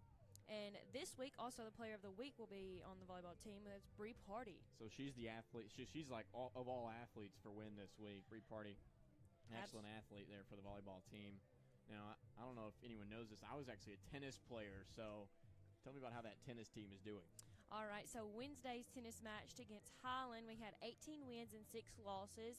So boys singles had 2 wins and 0 losses. Boys doubles had 4 wins and 0 losses. Girls singles had 0 wins and 4 losses, and the girls doubles had 2 wins and 2 losses. And then the tennis match versus Brookland, we had 1 win and 2 losses. Boys singles had 0 wins, 1 loss. Boys doubles had 1 win and 1 loss. Girls singles had 0 wins and 1 loss, and girls doubles had 0 wins and 1 loss. And then we actually have some big news regarding the golf team. I think probably more golfers from Wynne made the state tournament than I can, in my recent memory. Someone can correct me if I'm wrong on this, more than I remember there ever being going to the state tournament from Wynne. Oh, absolutely, Ron. So we have 5 players on the golf team that have made it to state. We have Cameron Henson, Saul Jackson, Garrett Peavy, Ella Schlinker, and Riley Bradley. So really, things are looking up for the Yellow Jackets no matter what sport you're in. So This is the Pittsford Ag halftime report. Stay tuned for the stat reports for both teams. We will be back. Yellow Jackets lead the Brookland Bearcats 14-10. There is 3 minutes, 56 seconds left until the second half kickoff. You're listening to Yellow Jacket Football on KWIN, part of the EAB Sports Network.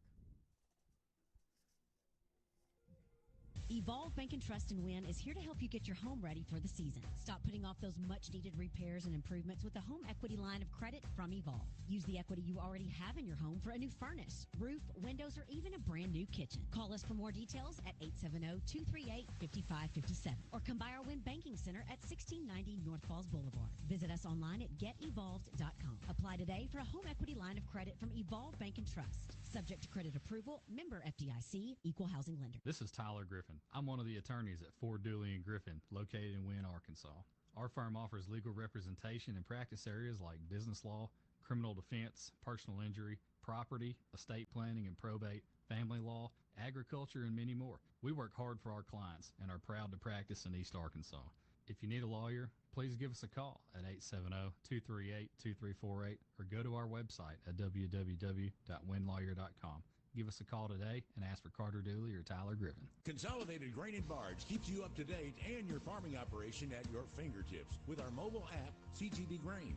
Access CGB Grain 24/7 and manage your grain transactions electronically from ticket to settlement. You can even view contracts, sign them electronically, and store them within the app for quick reference. Stay connected and receive alerts to timely information. Consolidated Grain and Barge. 8 convenient locations: West Memphis, Tunica, Osceola, Old Town, Friars Point, Carruthersville, and 2 locations in Helena. Consolidated Grain and Barge, the leader in the ag and transportation industry. Do you have ants again? Spiders giving you the creeps? Bugs you can't identify?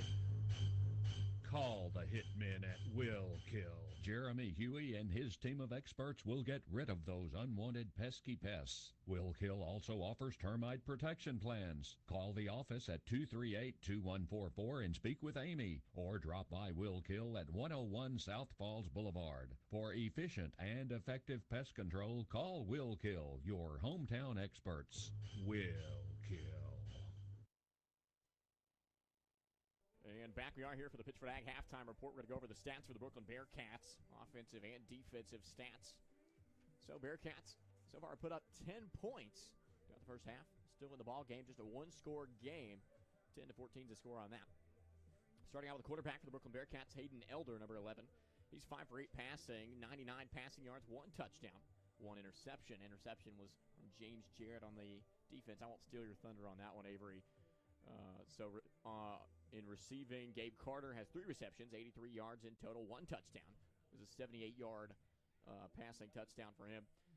Barrett Cunningham, number 18, has 1 reception for 16 yards, and Caden Chambers hauled one in for a single yard. In the ground game for the Bearcats, Malachi Stinnett, number 28, the primary running back for the Bearcats, has 15 yards on 3 carries. That's 5 yards a carry. Hayden Elder, the quarterback, has 7 yards on 4 carries. And Caden Chambers has 1 carry for 4 yards. The Brookland Bearcats have 125 yards total offense, 26 on the ground, and 99 in the air. Avery, tell us about the Brookland Bearcat defense. All right, number 74, Peyton Grimes, has one tackle. Number 14, Caden Webb, has 1. Number 18, Barrett Cunningham, has 1. Number 25, Jake Reese, has 2. Number 55, Gunnar White, has 1. Number 68, Javen Payne, has 1. And number 54, Sam Walton, has 2. And so that's going to be all for the Brookland Bearcat defense. We're about to add that 3 minutes is going to be added to the end of halftime for both teams to warm up. We're going to take a break. You're listening to Yellow Jacket Football on KWIN. Yellow Jackets lead 14-10 in halftime. Yellow Jacket Football on KWIN is part of the EAB Sports Network. We'll be right back. Hi, this is Gap at Bull Chevrolet GMC. It's football season, and that means tailgating. Since we've opened over 48 years ago, tailgating has always started with a pickup. Come see the Bull team on Highway 64 in Wynne, where you can find a lineup of GM trucks and tackle any task at hand. Our trucks offer capability, innovation, and features that are professional grade. Find new roads and locally owned dealership, Bull Chevrolet GMC. Contact us at 870-238-2800 or on the web at bullmotorsco.com. Do you have a do-it-yourself project that involves plumbing? That could be tricky or sometimes a disaster. Call Strickland Plumbing at 870-238-3421. They are resourceful and can conquer any plumbing problem. So before you tackle another DIY project and your water goes from hot to not in an instant, call Strickland Plumbing, your high-quality, low-cost solution to drips, clogs, and leaks. Strickland Plumbing, serving Wynne and Cross County. Greatness doesn't happen overnight. It takes time, focus, and dedication. At Shelter Insurance, we understand that because we put in the hard work and dedication for decades. And that commitment is paid off with award-winning customer service for your auto, home, and life insurance. This is Tyler Waymeyer, your shelter insurance agent in Wynne. Give me a call at 870-238-2629. Taylor Arms reminds you that archery season opens September 23rd. Youth Modern Gun season opens November 4th. And for everyone, November 11th. Taylor Arms has the new Matthews Phase 4 bows, crossbows from the Mission Line, 10-point and Raven, arrows from Carbon Express and Gold Tip, game cams from Moultrie, Stealth and Browning, and targets from Morel and Block. They also have 24/7 corn machines so you can keep those deer fed. And don't give yourself away by swatting mosquitoes. Jared has Thermocell to keep them at bay. Get armed at Taylor Arms, Highway 64 in Wynne. And back we are for the Pitch for Dag halftime report. To conclude the Pitch for Dag halftime report, we're going to go over Wynne Yellow Jackets stats. Chris Davis just threw something at me, so that just threw me off entirely. John Watson, 1 for 4 passing. Braylon McDowell, only reception of the game. He hauled in 1 pass for 15 yards. In the ground game for the Yellow Jackets, leading in rushing yards, Dante Smith, no surprise there. He's been on lately. 7.5 yards per carry, 53 yards on 7 carries for him. Number 21, Cam Smith, 3.3 yards per carry. Not the best in efficiency, but he's been a workhorse. 13 carries through just the first half, 43 rushing yards. John Watson, 2 touchdowns for him, 21 yards on 4 carries, 5.2 rushing yards a carry. And number 6, Braylon McDowell, they've got him involved in the run game. 2 carries for 12 yards. That's 6 yards a carry. Yellow Jackets have 10 first downs and have been 0 for 4 on third downs, 3 for 3 on fourth downs, 1 punt by Braden Maddox, 35 yards on that one, 2 for 2 on PAT attempts. Yellow Jackets have 144 yards total offense, 129 rushing yards, 15 in passing. So anyways, let's go over the defense. It's been good so far. Number 17, Drake Harris has 1 tackle. Number 44, Cy Mars has 2. Number 4, Braden Maddox has 2. Number 6, Braylon McDowell has 3. Number 20, Mason Stallings has 1. And we can't forget about the interception that made by number 5, James Jarrett. And so that's going to bring us to the second half kickoff sponsor. It's Primary Residential Mortgage, where the primary focus is you. We'll be right back. Life changes, and some changes are easier to make with a little help. At Primary Residential Mortgage, we are here to help you with any mortgage changes you are looking to make. Whether it's purchasing your first home with a 0 down payment loan or refinancing to consolidate high interest and credit card debt with a more beneficial overall rate, we are here to help make those changes easier. Give Beverly Blanton a call at 870-238-1300 or come by our PRMI office currently located at Cross Bank in downtown Wynne. NMLS 11520003, Equal Housing Lender. Go Jackets! And so the kickoff of the second half brought to you by Primary Residential Mortgage, up and takes a hop around the 5-yard line into the end zone for a touchback. So Yellow Jackets going to get going around the 20-yard line.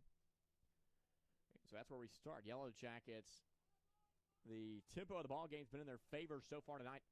Had a chance to extend the lead with the end of the second half, get the ball right back at the start of the third. That can be discouraging for a Bearcat to be on the Bearcat defense. A lot of minutes are where you're out on the field, you want to be scoring points, and you've just got to try to stop the blue and gold from getting in the end zone.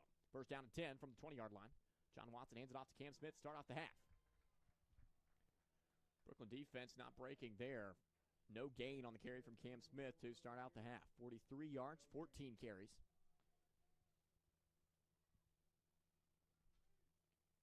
And Christian Wren is coming back in the game in the slot back position. Had to miss the first half of the ball game due to the ejection from the Magnolia game a week ago. So he's required to miss the first half there, but he's back in the ball game. Siler Holbrook lined out at the receiver right. Second down and 10 for the Jackets. John Watson Pitches it out to Christian Wynne. Christian Wynne fighting through the tackles, able to pick up great yardage after the contact, about 7 yards, after first meeting a Bearcat defender. Give him 9 yards on the carry from Christian Wynne. Sets up 3rd down and 1 for the Yellow Jackets. 0 for 4 in 3rd down so far tonight. But this might be one that they can convert. 3rd down and 1. We're going to hand it off to Cameron Smith. And it looks like he's short. Line judges. He's close. Could go either way. They're going to give it to him. And so that's going to be a first down for the Yellow Jackets. It's a Kernodle Funeral Home first down. Your hometown funeral home since 1927. And so the Yellow Jacket 30-yard line. Cam Smith able to pick up the 1 yard needed. He's been moving the chains well tonight, even though he hadn't been picking up big yardage. Dante Smith fumbled the football a little bit, able to hang on to it. And it prevented him from getting as much yardage as he probably needed to. 2 yards on the gain from Dante Smith. Little bobble on the handoff. Really slowed things down offensively there. 2nd down and 8 for the Jackets now. On the 32-yard line. Still in Yellow Jacket territory.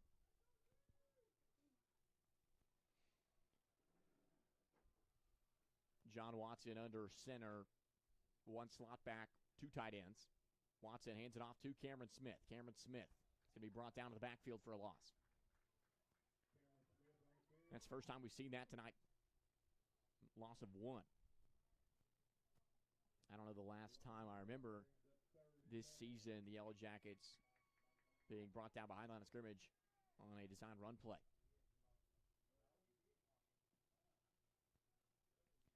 So 3rd down and 8 now for the Bearcats. Bearcats defense working hard here to try to get the ball back. You don't want to start the second half down without the ball, so they're trying to bring the momentum here. John Watson pitches this one out to Dante Smith. Cam Smith barrels forward. He's not going to get there, I don't think. Just short on the first down. Oh, no, he's got it. Wow. He's making my job difficult. 8 yards for Cam Smith. Just on the first down line. Just enough to move the chains. That's Cross County Farm Bureau first down. Helping you is what we do best. So 1st and 10 for the Yellow Jackets once again. We're able to convert that 3rd down. Didn't get it last time, but they're now 1 for 6. A 1 yard gain. Cam Smith. That was actually Dante Smith for the gain of 1. 56 rushing yards on 9 carries for Dante. Whistle blown on forward progress there on Dante Smith. And that sets up 2nd down. Christian Wynne in motion. I honestly lost the football there. Cameron Smith up the middle for the Yellow Jackets. Very convincing fake handoff by John Watson. About 4 yards on the carry. 55 yards for Cam Smith. It's 3rd down and 5 for the Yellow Jackets.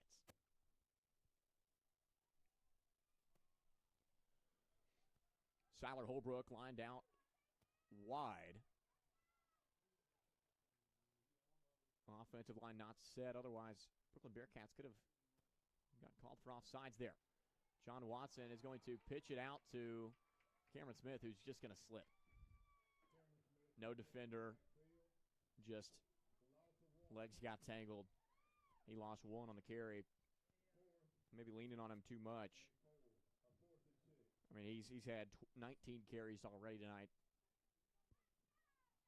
And so could be exhausted having that many carries right after another. Sets up 4th down and 6. And And so Yellow Jackets are going to set up to punt here. Braden Maddox out there, 35 yards on his previous punt. The snap. And it's going to be a tumbling punt about the 20-yard line. They're going to be able to bring it out to about the Brookland 33.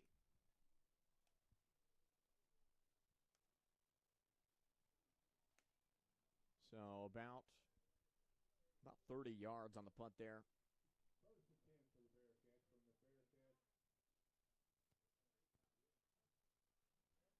And so they're going to set up shop offensively at around the 33. Yellow Jackets hanging on to a tight lead here. 4 points separating these two teams in the conference opener. Hayden Elder lined up with the shotgun. The snap. Pitches it out to Sinquan Sprott. Sprott tries to turn the corner outside. Misses a tackle before being brought down after a gain of about 3.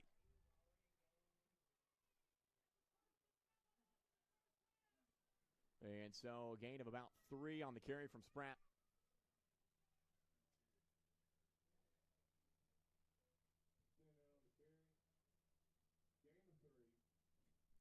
And so that sets up second down and 7 for the Brookland Bearcats on the Bearcat 35. 2 receivers out wide for the Bearcats. Spratt with it again. Runs between the tackles for a gain of about 3. Third down and 4.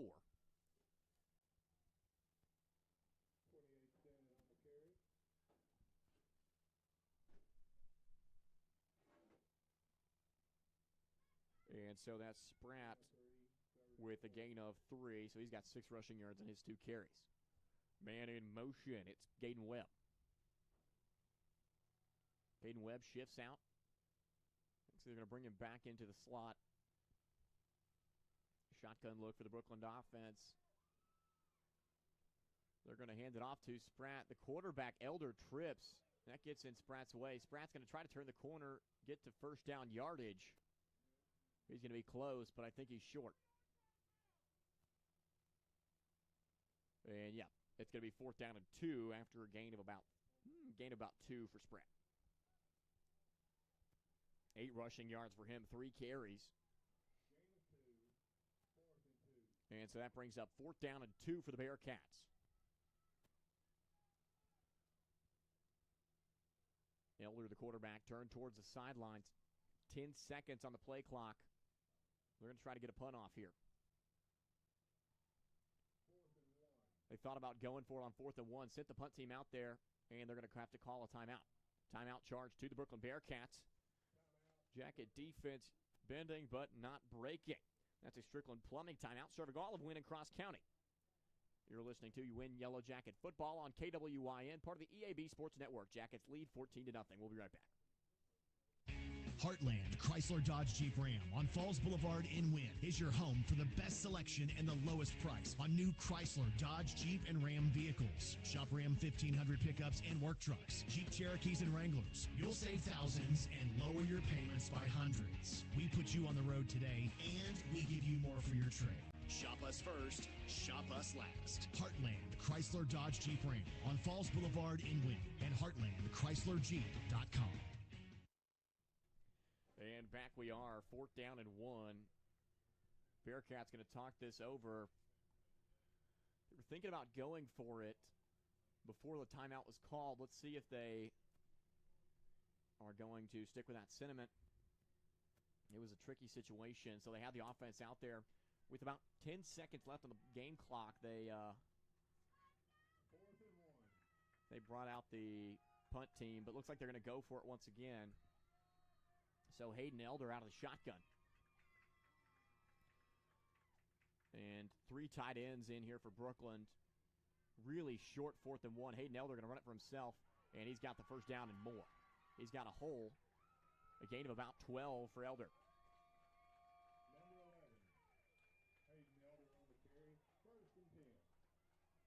And so that's 1st and 10 for the Bearcats into Yellow Jacket territory. And that decision turned out to be a good one.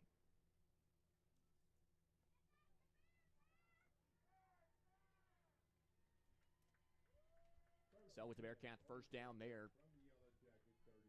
4:38 left to play in the third quarter. 14-10 is the score. Bearcats threatening to take the lead once again in this 5A East Conference opener. Hayden Elder running it again. Turns corner outside the right side. Brings it to the wide side of the field. A late flag there. And this could be the result of a late hit out of bounds. So, was probably enough for a first down already. Let's see what this flag is. Dead ball, personal foul, 15-yard penalty, first down. And so it's a 15-yard penalty assessed to the Wynne Yellow Jackets.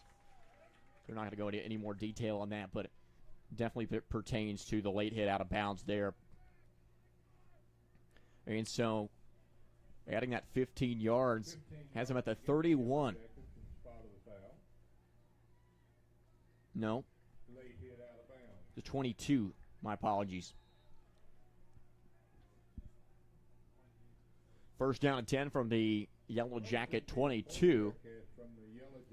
Bearcats on the edge of the red zone here. Twin receivers out left. It's number 3, Caden Chambers, and 16, Garrett Mace. Pass thrown out on the slant. Hayden Elder able to make a completion to a Brookland Bearcat who is shaken up on the play. To the Yellow Jacket 5. So that's going to bring it up to the Yellow Jacket 5. Another first down for the Brookland Bearcat offense. Can't get a read on that number. We're going to take a short break while they take a look at him. Hopefully he's all right. Yellow Jackets lead 14-10, 4:12 left in the third quarter. We'll be right back. Every player on the football team has an important job so the team can reach its goal and success. Join our team at Lexicon right now and we'll help you reach your goals and success. Lexicon offers free on-the-job training through our own Lexicon University. We also offer competitive pay, a great health care plan, paid vacation, a sweet 401k plan, and more. Find out more at lexicon-inc.com/football. And so the Bearcats now set up on the goal line. First down and goal from the 5. Elder sends a man in motion. It's Carter. Elder is going to hand it off to number 14, Barrett Cunningham, and that's going to be a Bearcat touchdown. 5-yard rushing touchdown by number 14. Or sorry, that was number 14 on the touchdown, so that is Caden Webb. So that's going to give the Bearcats the lead, 14-16.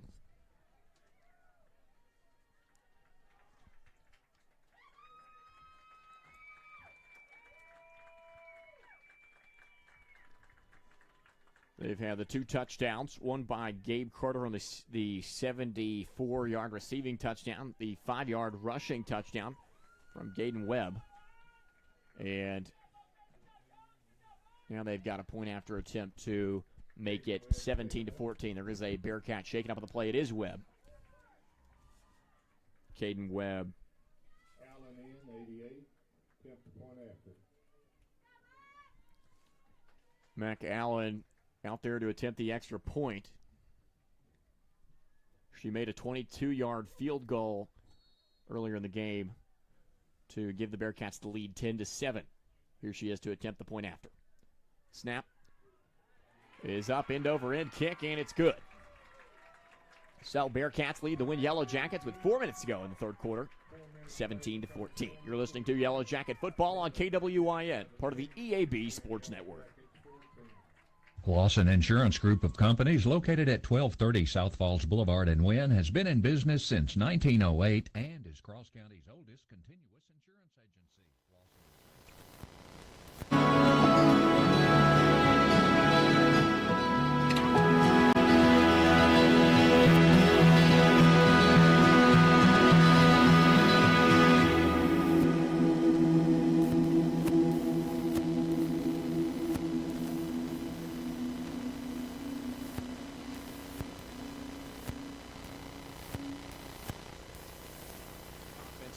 4 minutes left to go in the third quarter.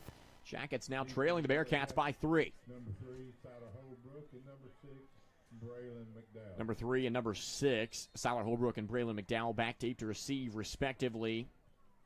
The end-over-end kick, high in the air. Braylon McDowell's going to haul this one in, take it up the left sideline. Gets between, gets between tacklers. He's going to bring it up all the way to the 45. Great blocking by the Yellow Jacket receiving team, and they're going to start in great field position. That's a great way to start off a drive. Brings a lot of energy to the offense. Gives them less work to do, less yardage to cover. It's just a great thing all around when you can make some noise in the kicking game. That's what Coach Chotty talked about being one of the points of emphasis in practice this past week. So they're going to say it's the 47-yard line. From the 49-yard line of the Bearcats. Oh, 40. No, sorry. They're gonna say he got all the way into Bearcat territory, the 49-yard line of Brookland.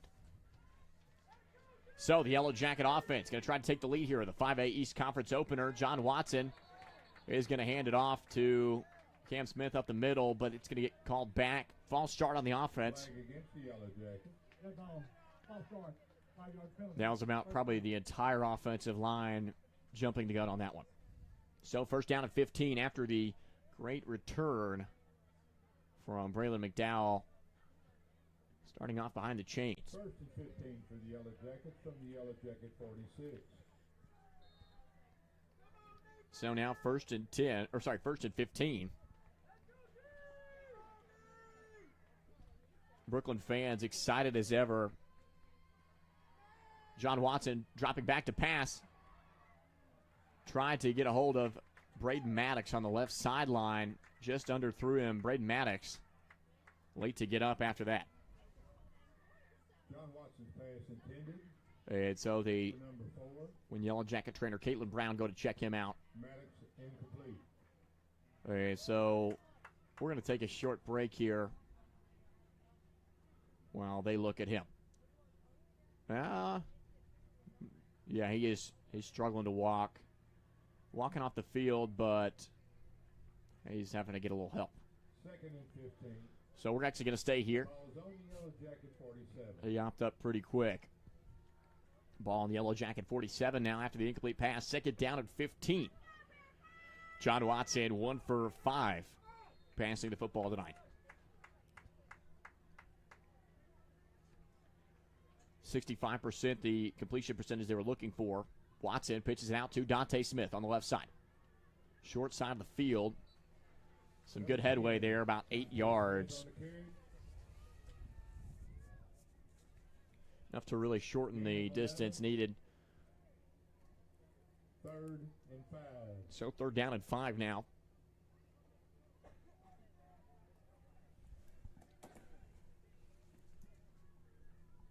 Yellow Jackets trying to stay with the tempo of the ball game, stay on the winning side in terms of tempo. Brookland Bearcats sending the house on defense here, and it's going to work for them. So Cameron Smith up the middle for no gain.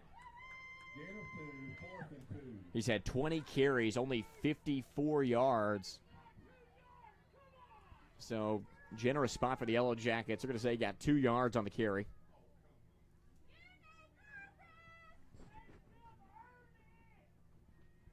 So fourth down and 2 for the Yellow Jackets. Offense still out on the field. Bearcat fans not agreeing with the referees in terms of the spot. Brookland Bearcats trying to stop him here on defense. John Watson keeps it for himself, runs it up the middle. It's up to the line judge here, pinning the spot. Could be a turnover on downs. And they might bring out the chains on this one. They're going to say he was short. So that's a turnover on downs for the Yellow Jackets. First one of the night here. Went for it 3 times before on fourth down. This is the first time tonight that they went for it on fourth down and have it converted. So the Brookland Bearcats going to get the football on their own 40. with a chance to extend their lead, make it a two-score ball game over the Wynne Yellow Jackets.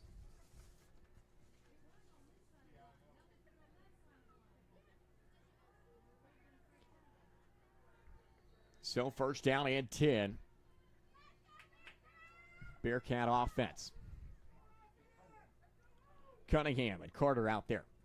Shotgun snap, hands it off the middle. There's Spratt. 28 extended on the carry. It's Spratt on the carry up the middle. So Spratt, gain of 4. Sets up second down and 6 for the Brookland Bearcats. They're on the Brookland 43-yard line. Twin receivers out left, one out right. Elder keeping this for himself. And a big hit from number 7, Christian Wren. Didn't play the first half, making his presence known now. He's hit hard, short of the line of scrimmage. A loss of 4 on the play. So 25 rushing yards on 7 carries from Elder.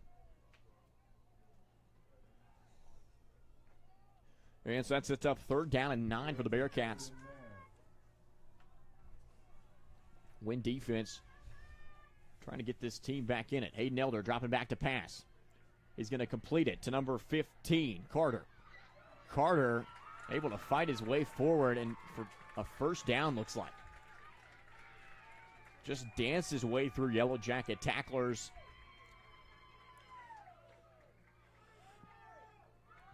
And that's going to be enough to move the chains. So, yes, that is a Brookland first down. They've been really successful on the screen pass tonight. Ran it a few times. 122 passing yards for Hayden Elder. 1 touchdown, 1 interception. Brookland Bearcats now set up on the 50-yard line. At midfield, 1 tight end. Whistle's going to stop the play. And that's going to back them up. It's going to be a legal shift against the Bearcats. False start on the offense. 5-yard penalty. 5 yards. First down. And that's going to be a replay down.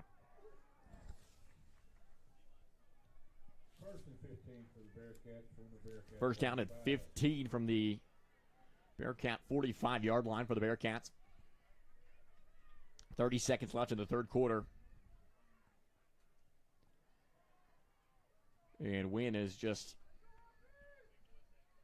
needing the ball back here to take the lead. Defense has fought hard. The Bearcats have moved the ball regardless. Elder throws it out on the flat. Cunningham able to extend it for a big play. 25 yards for number 15, Gabe Carter. Pass complete to number 15, Gabe Carter. First and 10, Bearcat. 127 receiving yards. And a flag down. He's going to bring this back. Holding against the Bearcats. So it's going to be holding on the Bearcats. So that's going to give this Yellow Jacket defense a second chance here to not give up the big play.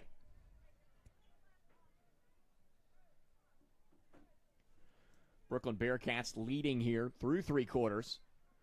4 seconds left after the 10-yard holding penalty. It's first down and 25. So as the clock starts again, that's going to be the end of the third quarter. As soon as they got the chains set, clock's going to go. So through 3 quarters, Brookland Bearcats lead the Wynne Yellow Jackets 17-14. You're listening to Yellow Jacket Football on KWYN, part of the EAB Sports Network. We'll be back. Hi, folks. This is Sean at Caldwell Lumber. It's football season, and other than the game, tailgating is the #1 priority. Who doesn't like grilled food? We have Traeger grills in stock and add wood-fired flavor to make your ultimate tailgate experience. Traeger has premium wood pellets with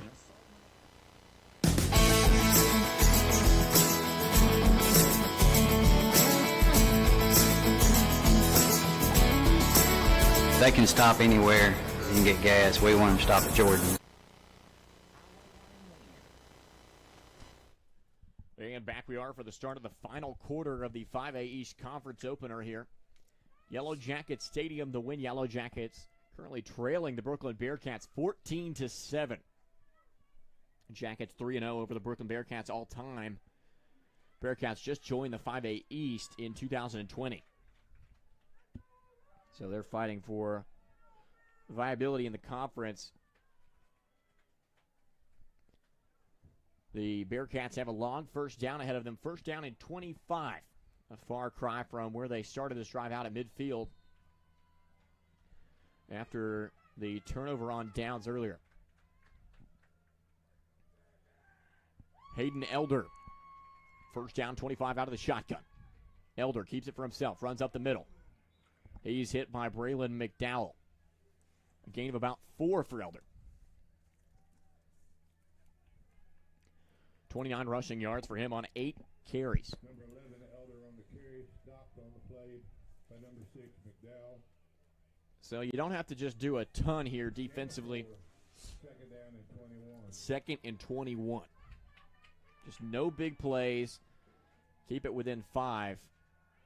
And you got to be pretty happy. Hayden Elder, a wide open pass, and it's hauled in. Goodness gracious, about 35 yards.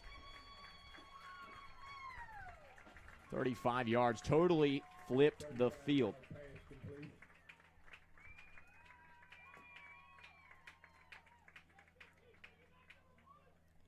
First and 10 for the Bearcats from the Yellow Jacket 25. And so on the Yellow Jacket 25-yard line, they're on the edge of the red zone with 11 minutes left of the ball game, already with the lead.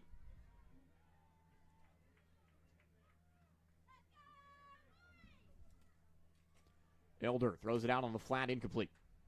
Pass was intended for number 14 there. That was Caden Webb. Elder's pass incomplete, intended for Webb. So good to see he's back in the game after sustaining an injury earlier on in the ball game. And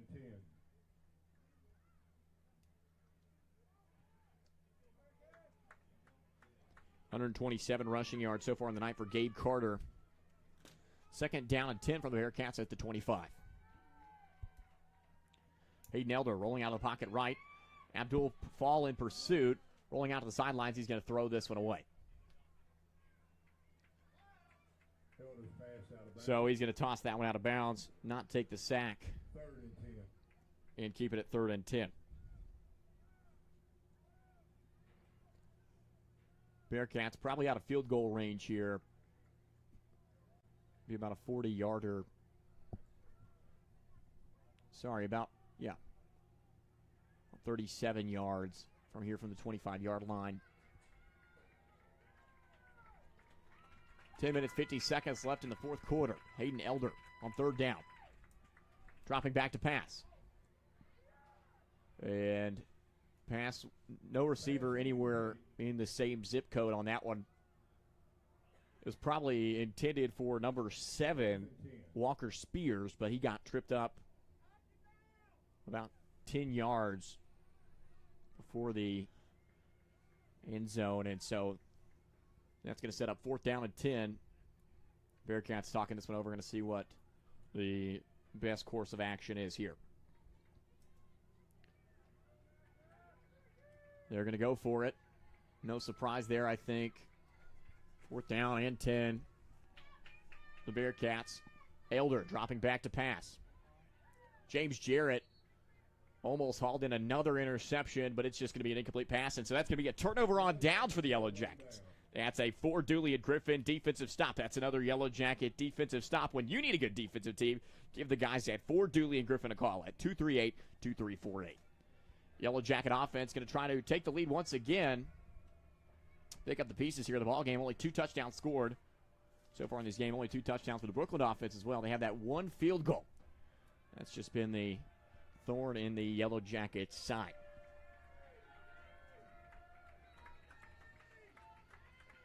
So, Brookland Bearcat fans on their feet. Jackets shifts Wynne and Cooper Thompson to the right side. Lined up in the middle of the field. John Watson hands it off to Dante Smith. Dante Smith fighting forward. Positive yardage. 12 yards on the carry from Dante Smith. That's enough to move the chains. That's a will kill pest control first down. Call the hitman at will kill. So it's 1st and 10 for the Yellow Jackets. Set up on the 37-yard line. Call it a 12-yard gain for Dante Smith. 1st down and 10 now for the Jackets. Watson hands off to Dante Smith once again. Not quite the 12-yard gain from before, but it's a respectable 5-6 yards. 85 rushing yards for him on 12 carries. 2nd down and 4 for the Yellow Jackets now.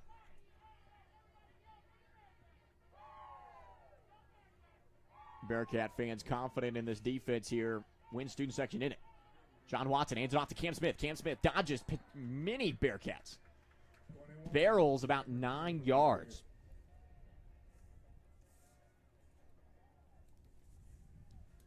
So that's going to be enough to move the chains for the Yellow Jackets. And that's a gain of 8 for the Bobby Lanaz first down. Expect the best at Lanaz Body Shop. 67 rushing yards for Cameron Smith. 1st down and 10 for midfield. Watson hands it off to Cameron Smith up the middle once again. About 6 yards. Jackets moving with intensity now. Getting things going here in the run game. Avery, you're a student. How does the student section and the excitement of the pep rallies really get the team going on a Friday night? It gets everybody's hopes up. It gets the vibes up. You could be in a slump or anything, and you could feel a whole lot better when you have a lot more encouragement. Right, just gets everyone in the mindset for football on a Friday night. Friday Night Lights, 2nd down and 4. Hands it off to Dante Smith. Dante Smith up the middle. He's going to get well enough for the first down. About 8 yards there. Number 10, Dante Smith on the carry. So, 93 rushing yards on 13 carries for Dante Smith. That's a Sheriff David West first down, putting your safety first. 1st down and 10 for the Yellow Jackets. Now from the into Brookland territory on the Bearcat 36. Dante Smith shifts up to the line of scrimmage. Hands it off to Cameron Smith. Cameron Smith follows the lead blocker there. Picks up a gain of about 4. 77 rushing yards for Cam Smith. Slow start for him tonight, but he's picked it up. 77 rushing yards. Really respectable stat line there. 2nd down and 6 for the Yellow Jackets from the Brookland 33-yard line. Tight here on the defense. Loaded the box. John Watson hands this one off to Cameron Smith. Cameron Smith on the carry. No gain on the play there. Maybe 1.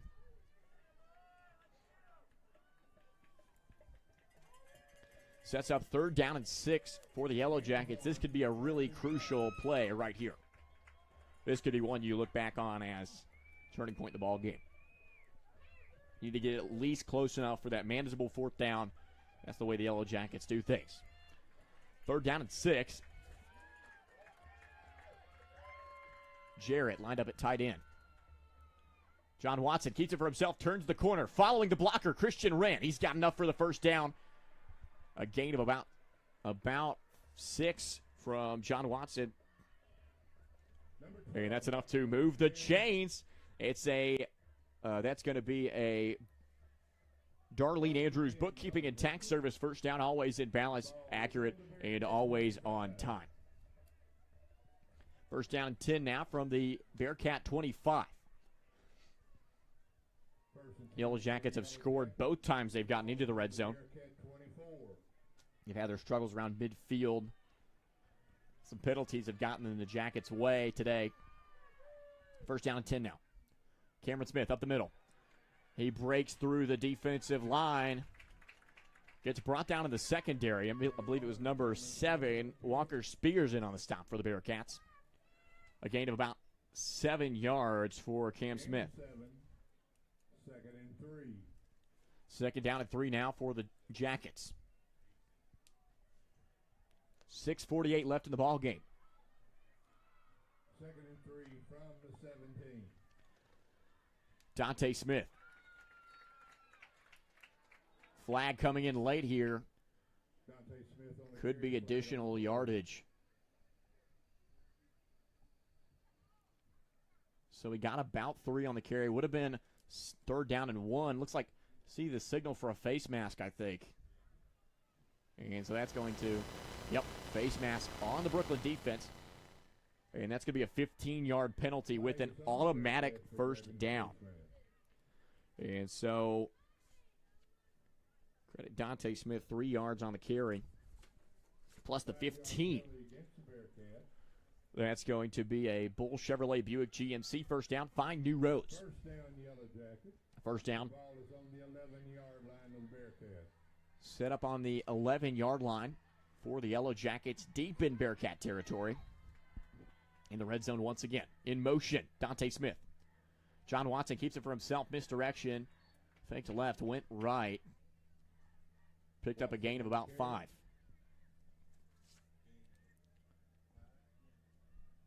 Gain of 5. 2nd and 5. So 2nd down and 5 now for the Yellow Jackets. Long 5, maybe a short 6 yards to go to convert the 1st down. Drake Harris lined up at wide receiver out right. Dante Smith in motion. The pitch out to Dante Smith, following the blockers. He's got enough for maybe just short of. It could really go either way here. And I think they're going to give it to him. Nope. They're going to say he's just short. 3rd down and inches for Dante Smith. 101 yards for Dante Smith. Gets him to the century mark. 3rd down and inches for the Jackets here on the 2-yard line. Dante Smith into the end zone. That's a Yellow Jacket touchdown. It's a Consolidated Grain and Barge touchdown, proudly serving the agriculture and transportation industries since 1969. No flags, and the Yellow Jackets take the lead. Jackets up by 3, 20-17. Chance to extend that to 4 points following the extra point by Braden Maddox. Dante Smith's first rushing touchdown of the night, 103 rushing yards for him. Braden Maddox a perfect 2 for 2 on point after attempts so far tonight. Snap, the hold from Siler Holbrook, end-over-end kick. It's good. So 21-17 is the score. Yellow Jackets lead the Brookland Bearcats in the 5A East Conference opener. 5:21 left in the ball game. You're listening to Yellow Jacket Football on KWIN, part of the EAB Sports Network. Hi, this is Gap at Bull Chevrolet GMC. It's football season. 3, 2, 1.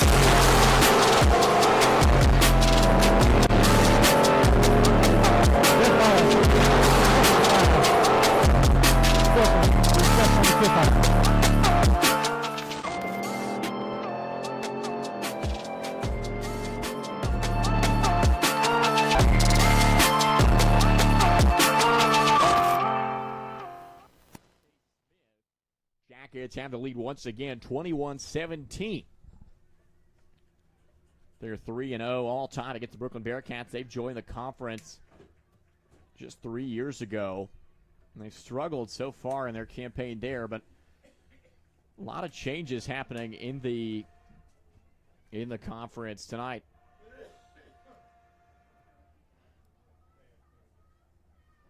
And so that's going to, this is going to be a good opportunity for them to, with a lot of things shifting in the conference, a lot of big names in the conference having rough starts of the season, standings could look really different in the 5A East. So a penalty assessed after the play has Braden Maddox kicking off from the Bearcat 45. Safe to say this one's going to be a touchback. Didn't even land in the end zone, past the end zone. Everyone in the press box here was hoping for a field goal on that one. And so that touchback from Braden Maddox, I think it was his second of the night, as the Bearcats starting on offense from the 20-yard line.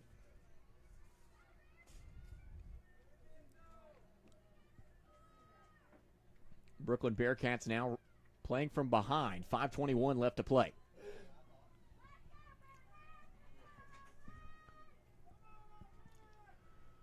First down and 10. We're on the 20. Hayden Elder. Motion Spratt out. Elder keeping it for himself. Dances through the Yellow Jacket defensive front. Hayden Elder on the carry. Gain of about 5. Gain of 5. Second and 5. 34 rushing yards for the quarterback of the Brookland Bearcats. 34 yards. 9 carries for him.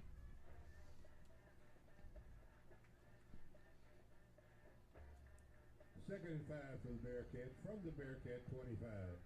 So second down and 5 on the 25-yard line. 75 yards. The Bearcats have to go to take the lead once again. Elder throws this one away. I think some miscommunication had to have happened there. Pass incomplete. There was no receiver in the area on that one. Pass was probably intended for Spratt, who was running along the sidelines. I guess that was just a misread by Elder. So third down and 5 on the 25-yard line. Shotgun snap to Elder. Hands this one off to number 14. Number 14 on the Bearcats, Caden Webb. Webb able to pick up about 3 on the carry. Fourth and 2. That sets up 4th down and 2 for the Bearcats. And they're turning toward the sidelines. Pretty clear consensus here. This is one you have to go for. This could be this could be the game right here. You know, this could be it. Yellow Jacket defense. 4th down and 2. Elder dropping back to pass. It's incomplete. Batted down by the Yellow Jackets. It's number 20, Mason Stallings, slapping it out of the air. On 4th down, that's a turnover on downs. A Ford Dooley and Griffin defensive stop. That's another Yellow Jacket defensive stop. When you need a good defensive team, give the guys at Ford Dooley and Griffin a call at 238-2348. So the Yellow Jackets have the ball back, already with a short field in Bearcat territory. On the 28-yard line, the Yellow Jackets will get the ball back with a chance to extend their lead. Already up 4. 21-17 is the score. 3:54 left to play in the ball game. Probably too much time to waste here. They're going to hand it off to Cameron Smith up the middle. 21, Cameron Smith on the carry. About 5 yards. Second and 6. 90 rushing yards for Cameron Smith. It's taken him a little bit to get there. 26 carries for him, 90 yards. Hopefully we can see him with a 100-yard rushing game. Second and 6 for the Yellow Jackets from the 24-yard line of Brookland. So second down and 6. John Watson under center, hands it off to Dante Smith. Sorry, I think there was a false start on the Yellow Jackets. That's going to back it up 5 yards. 5 yards against the Yellow. I mean, that's going to be second down and 11. Brings up second down and 11.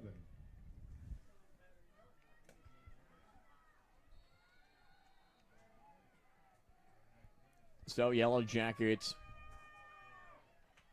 set up with a second and 11 here on the Bearcat 29. 3:08 with a running clock. Second down 11. John Watson pitches it out to Cameron Smith. Cameron Smith diving forward, and he's stopped short. So no gain on the carry from Cameron Smith. 21 on the carry, gain of 1. Third and 10. Both times they've turned to him on the pitch outside. It seems like he's almost gotten tripped up on the turf. Really not a lot of Brookland defenders there, but just struggled to find positive yardage. Third down and 11. And the whistle's blown. I think a timeout called. This should be on the Yellow Jackets. Please run the game clock to 2:32. 2. Thank you. So they're asking for the game clock to be changed to 2:32.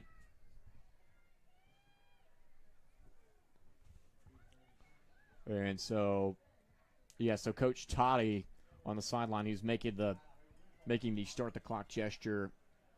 I guess referees took notice of that as well. So 2:32 is the correct amount of time left in the ball game. 3rd down and 11.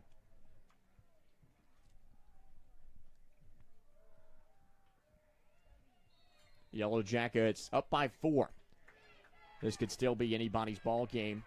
Couldn't ask for a more exciting game for the opener of the conference play. 3rd down and 11. Watson. Misdirection. Christian Wynne on the jet sweep. And he's going to be brought down behind the line of scrimmage. That sets up 4th down and 12. Number 7, Wynne on the carry. So he's brought down well behind the line of scrimmage. I think a timeout was called. Please reset the game clock to 2:10, 2:10. 2 minutes, 10 seconds left on the clock. Brookland takes a timeout. Brings up 4th and 12. And that's going to give the Yellow Jackets 4th down and 12 as they move into the timeout. Jackets lead 21-17. That is a Coronado Funeral Home timeout. Your hometown funeral home since 1927. You're listening to Yellow Jacket Football on KWIN, part of the EAB Sports Network. Do you have a do-it-yourself project that involves plumbing? That could be tricky or sometimes a disaster. Call Strickland Plumbing at 870-238-3421. They are resourceful and can conquer any plumbing problem. So before you tackle another DIY project and your water goes from hot to not in an instant, call Strickland Plumbing, your high-quality, low-cost solution to drips, clogs, and leaks. Strickland Plumbing, serving Wynne and Cross County. And back we are. 2 minutes, 10 seconds left on the clock. John Watson still out on the field for the Wynne Yellow Jackets. 4th down and 12. 2 minutes, 10 seconds left to go. Jackets up by 4. Watson dropping back to pass. It's up. And there's a flag out. It's a pass interference on the Brookland Bearcats. It's number 7, the guilty party, Walker Spears. Pass was intended for Siler Holbrook. And he is going to be brought down before having a chance to get at the football. That's going to be 15 yards and the automatic 1st down on the pass interference.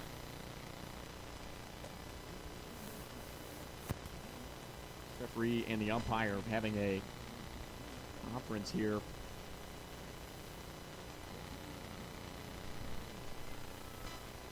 So a pretty easy call there from the Zebras. And so that's going to scoot the Yellow Jackets forward and give them the 1st down. That is a more air conditioning 1st down. Why settle for less when you can have more? And so that gives them 1st down and 10 from the Brookland 16.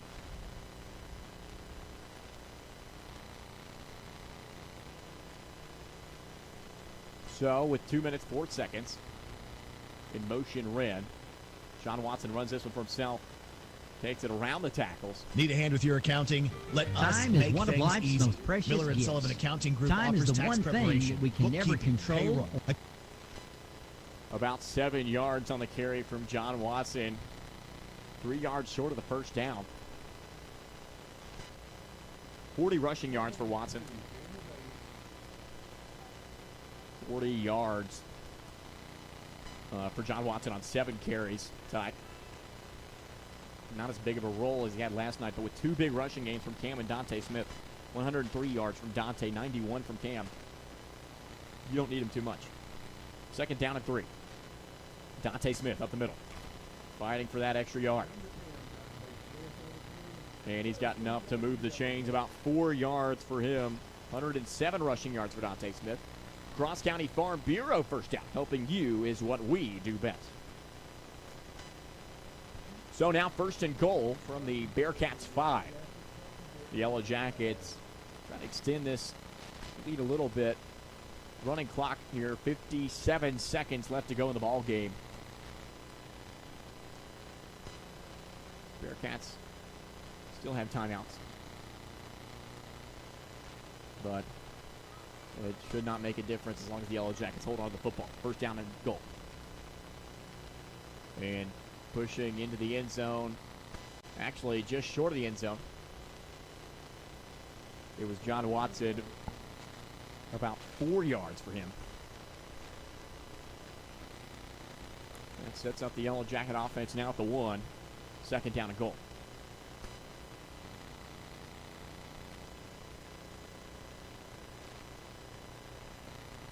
And so they're going to say blocking below the waist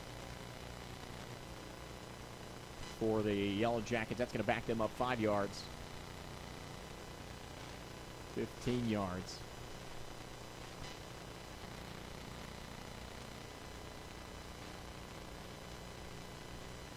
And so that sets up the ball on the 16-yard line.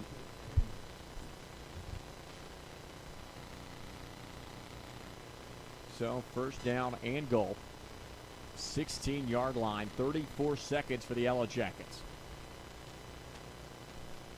Jackets up by 4 here in the 5A East Conference opener. John Watson takes the knee. And with 37 seconds on the play clock, 26 on the game clock, Bearcats are content with letting this one be the ball game. So, Yellow Jackets 4-0 over the Bearcats all time. Brookland Bearcats should be proud of the effort tonight. A great game on both sides of the ball. 21-17 the final score. And here comes the game. There it is. Time expires. Yellow Jackets win 21-17. Be sure to stay tuned for the Crossridge Community Hospital post-game show, where we'll go over the Football Club player of the game. We'll have a talk with Coach Toddy. We'll talk about the regional scoring updates, and we'll go over the stats. So, at the end of 4 quarters, Yellow Jackets going to 1-0 in conference, 2-2 overall. 21-7 the final score. You're listening to Yellow Jacket Football on KWYN, part of the EAB Sports Network.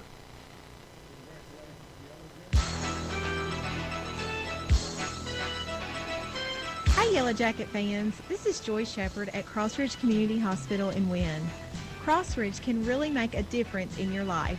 We have the latest technology, available emergency services, community health screenings, and specialty clinics, all right here in Wynne. Good luck, Yellow Jackets. We'll be cheering for you right here at Crossridge Community Hospital in Wynne. Need a hand with your accounting? Let us make things easy. Miller & Sullivan Accounting Group offers tax preparation, bookkeeping, payroll, accounts payable and receivable, notary public service, LLC formations, and much more. Miller & Sullivan understand the current need for services you can trust. With over 80 years of combined experience, Shane, Frankie, Becca, and Kim are available to assist with all your accounting needs. Give them a call at 870-238-4120 or stop by 640 North Falls Boulevard in Wynne, Arkansas. Miller & Sullivan Accounting Group. Time is one of life's most precious gifts. Time is the one thing that we can never control or get more of. But we can make the most of our time each and every day. At Kernodle Funeral Home, they encourage you to make the most of your time in this life. Their family is always ready to serve you when you need them, and they can also help with prearranged funeral planning. Call them at 238-2323 today at Kernodle Funeral Home in Wynne. That's 238-2323. Pico Food says good luck to all the players, coaches, cheerleaders, and marching bands taking the field tonight. Under the lights, it's not about who's in your path, it's about who's in your huddle. And Pico Foods is a proud teammate and supporter of local communities and the state's agricultural producers. Learn more about how Pico Foods buys direct to support local producers. In Arkansas and Missouri, call David Durham or James Chester, 870-202-7101. In Alabama and Mississippi, call Andrew Parker or John Taylor Hickman at 601-670-9383. Wynne Apothecary is here to keep you as healthy as possible, and that includes during flu season. Flu shots are now available and covered by most insurance plans. Walk-ins are welcome, and we can make it easy. We're located right in the heart of Wynne, Arkansas. Old what's his name, Gene Bachman, and his daughter, Stacy Cooper, are on hand to answer your flu shot questions. The sooner you get your flu shot, the better. Don't wait for flu season to get the best of you. Wynne Apothecary, 500 North Falls Boulevard. Thanks for making us your trusted hometown pharmacy. Pickup truck, sports car, motorcycle, minivan. Townhouse, two-story, farmhouse, fixer-upper. What you drive and where you live is different for everyone, so it's important to have insurance that fits your needs and is just right for you. At Shelter Insurance, we understand that, which is why our agents help you design a comprehensive auto, home, and life insurance plan. Insurance that fits just right. This is Tyler Waymeyer, your shelter insurance agent in Wynne. Give me a call at 870-238-2629.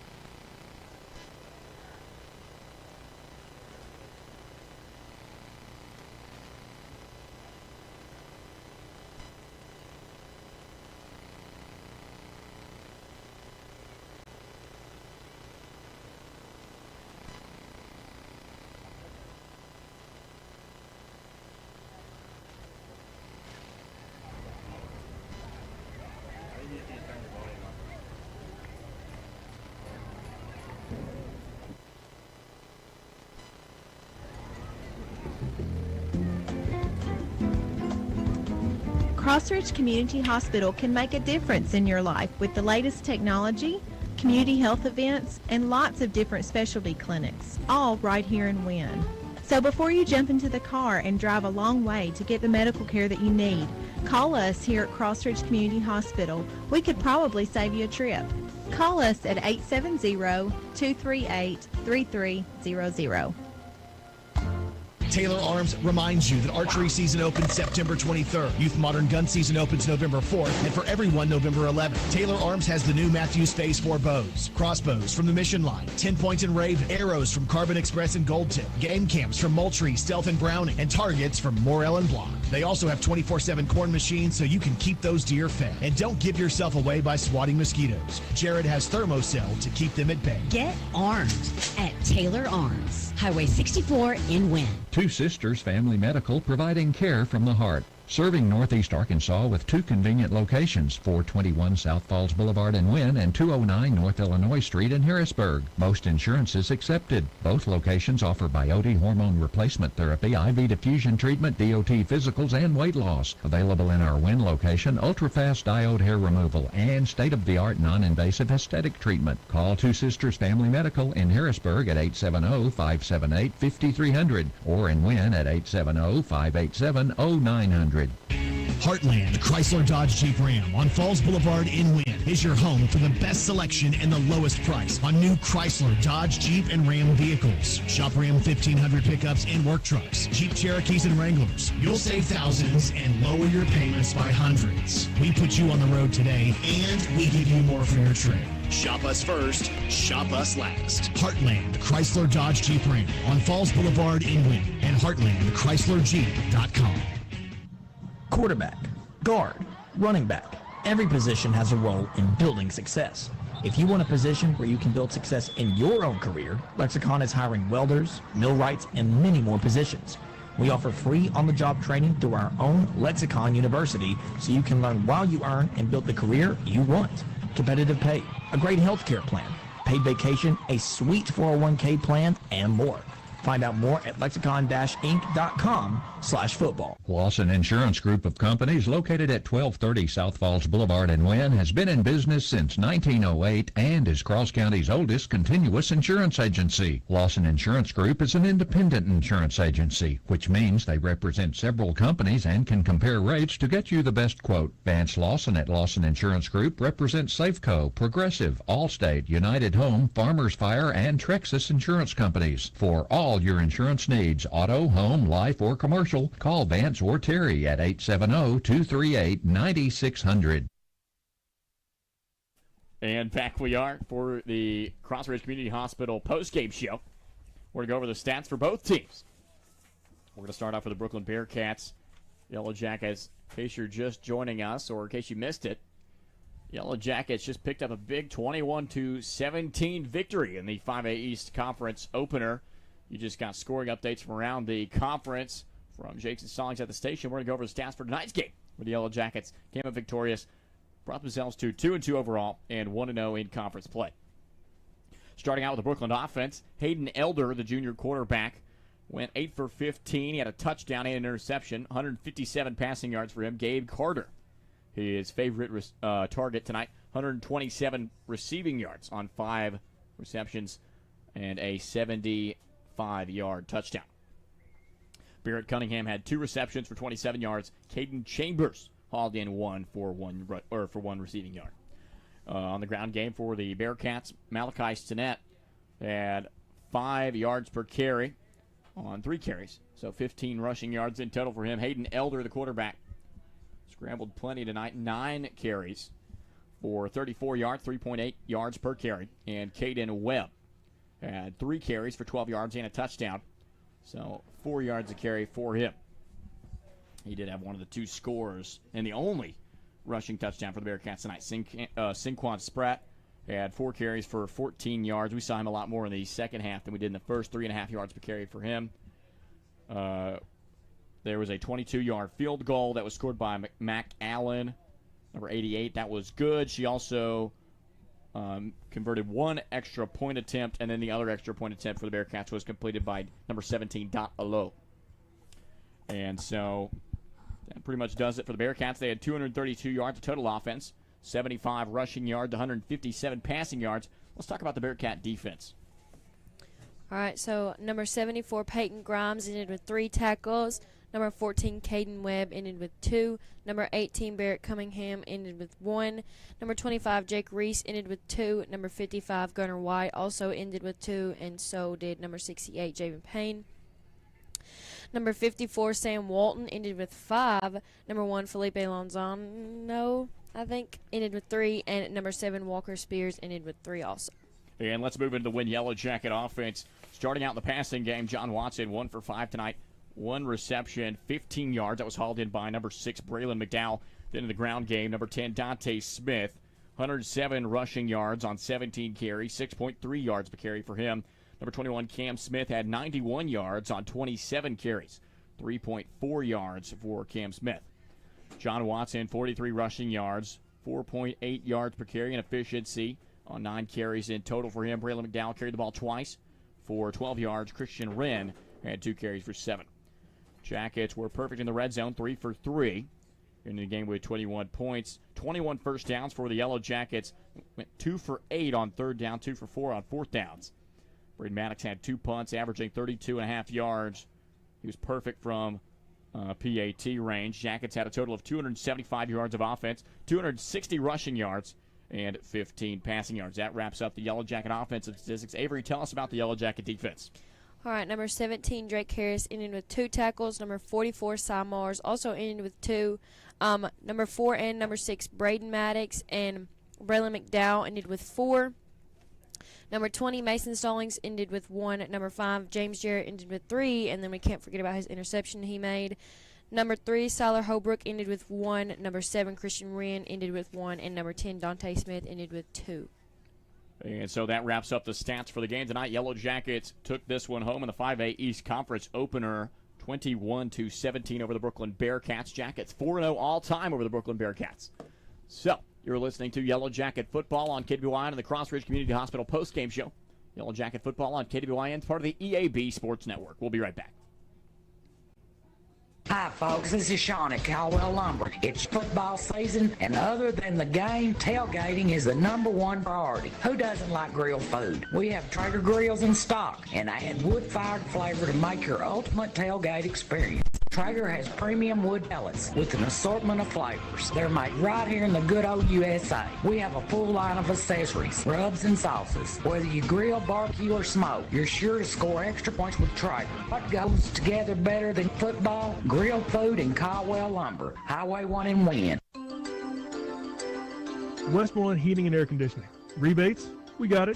Carrier financing? We got it. Carrier efficiency? We got it. Nate certified technicians? We got it. Reliable service before, during, and after the sale? We got all of it. And we're eager to share with you. 1-870-238-2752. When you turn to Westmoreland Heating and Air Conditioning, you turn to the experts. Football season is back.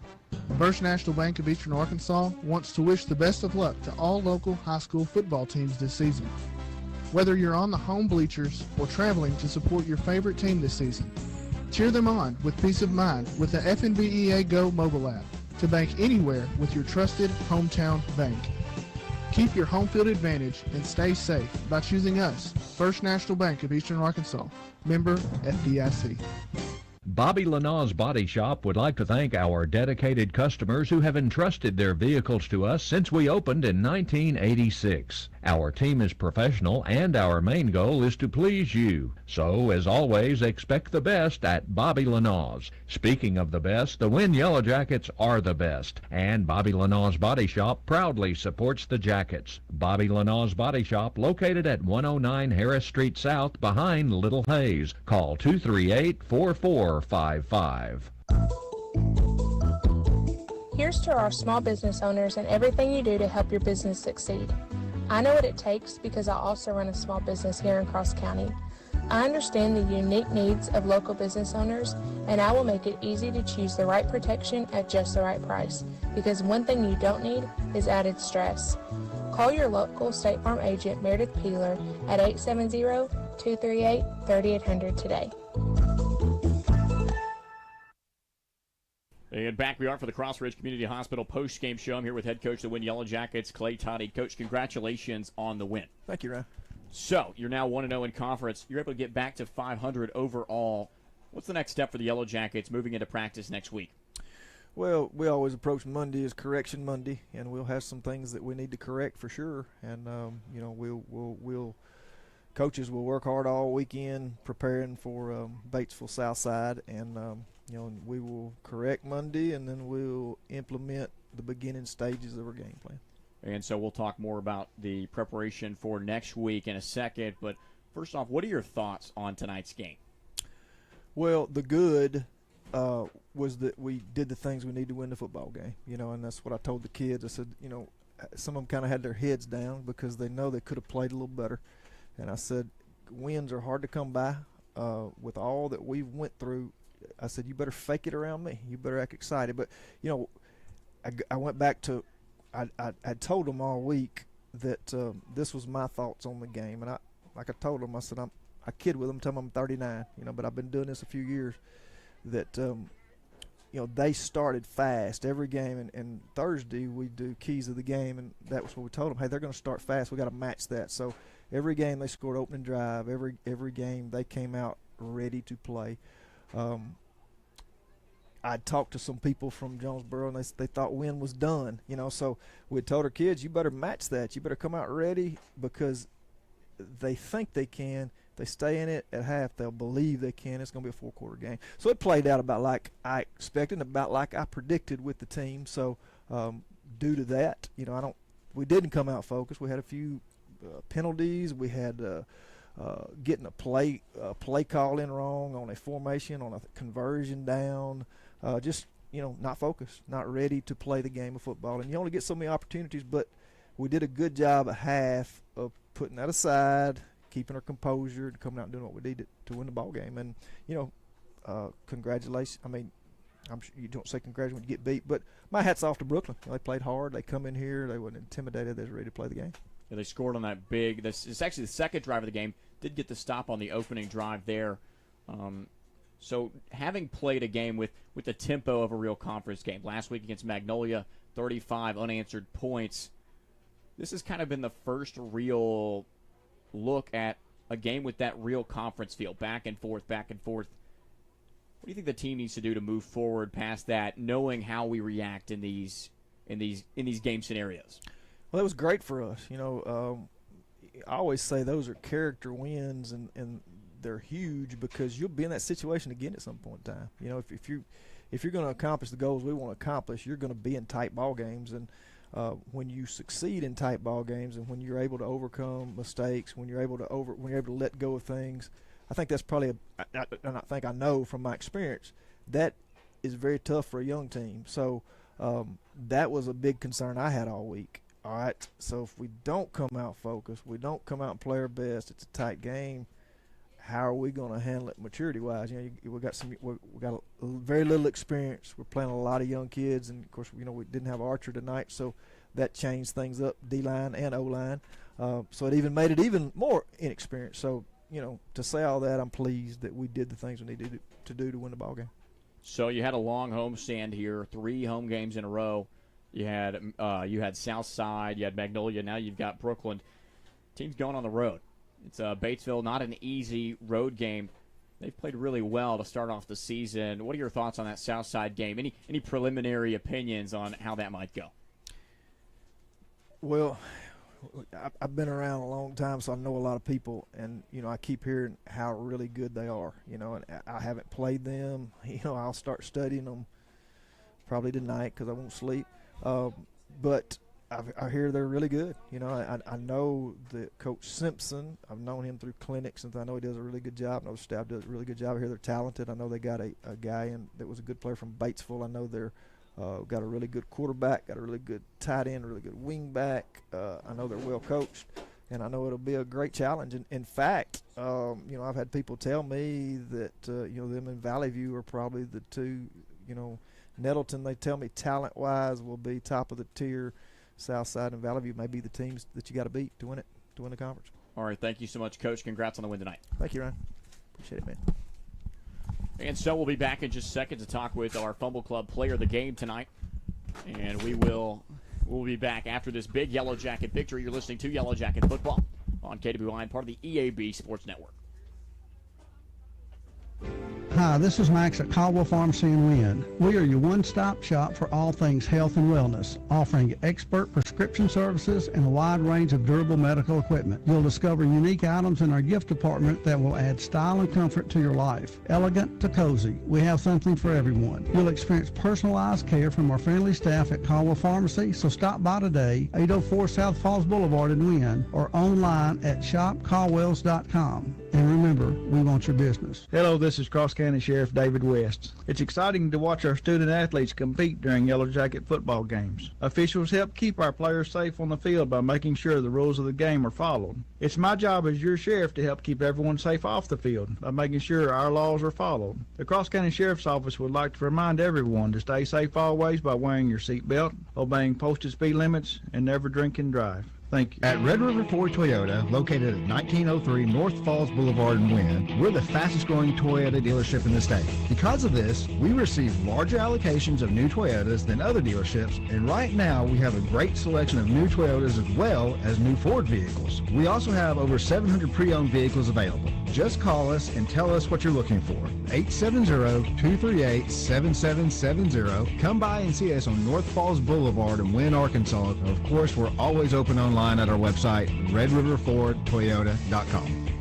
Yellow Jacket football comes your way every Friday night thanks to our great sponsors like State Representative Steve Hollowell. Representative Hollowell proudly supports high school athletic programs in his district like Wynne Yellow Jacket Sports. He knows the positive influence high school sports has on our young men and women. Steve Hollowell represents constituents in District 37, which includes Cross, Poinsett, and St. Francis counties. State Representative Steve Hollowell proudly supports Wynne Yellow Jacket Sports. Need a hand with your accounting? Let us make things easy. Miller & Sullivan Accounting Group offers tax preparation, bookkeeping, payroll, accounts payable and receivable, notary public service, LLC formations, and much more. Miller & Sullivan understand the current need for services you can trust. With over 80 years of combined experience, Shane, Frankie, Becca, and Kim are available to assist with all your accounting needs. Give them a call at 870-238-4120 or stop by 640 North Falls Boulevard in Wynne, Arkansas. Miller & Sullivan Accounting Group. Have you asked yourself, what would your loved ones do if faced with a death in your family? I'm Regan Hill with Kernodle Funeral Home in Wynne.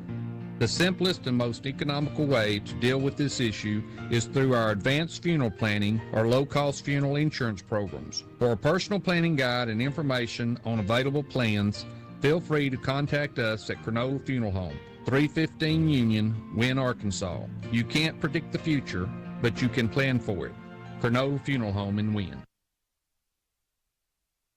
And back we are with the Fumble Club player of the game, part of the Crossridge Community Hospital postgame show. I'm here with number 5, James Archer, defensive back for the Wynne Yellow Jackets. He had a pretty big game tonight.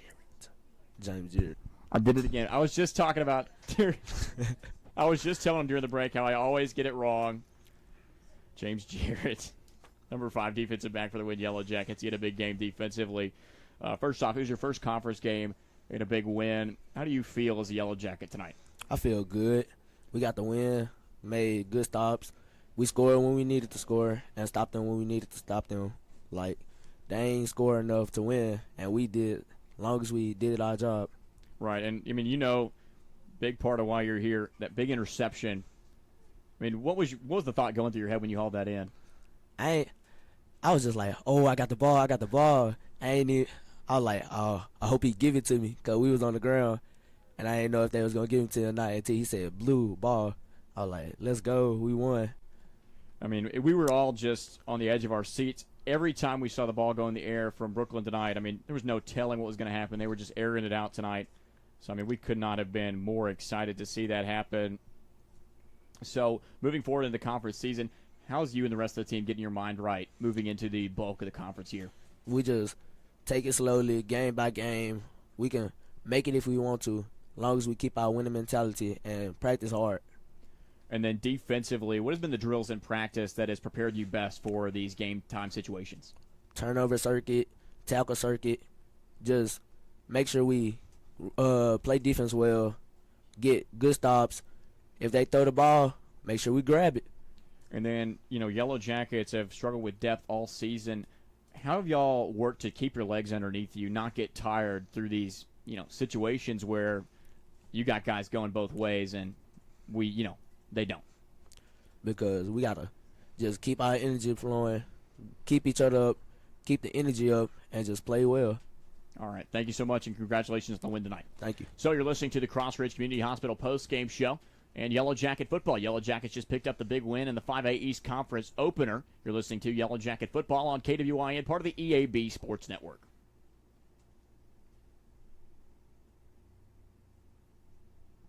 Pico Food says good luck to all the players, coaches, cheerleaders, and marching bands taking the field tonight under the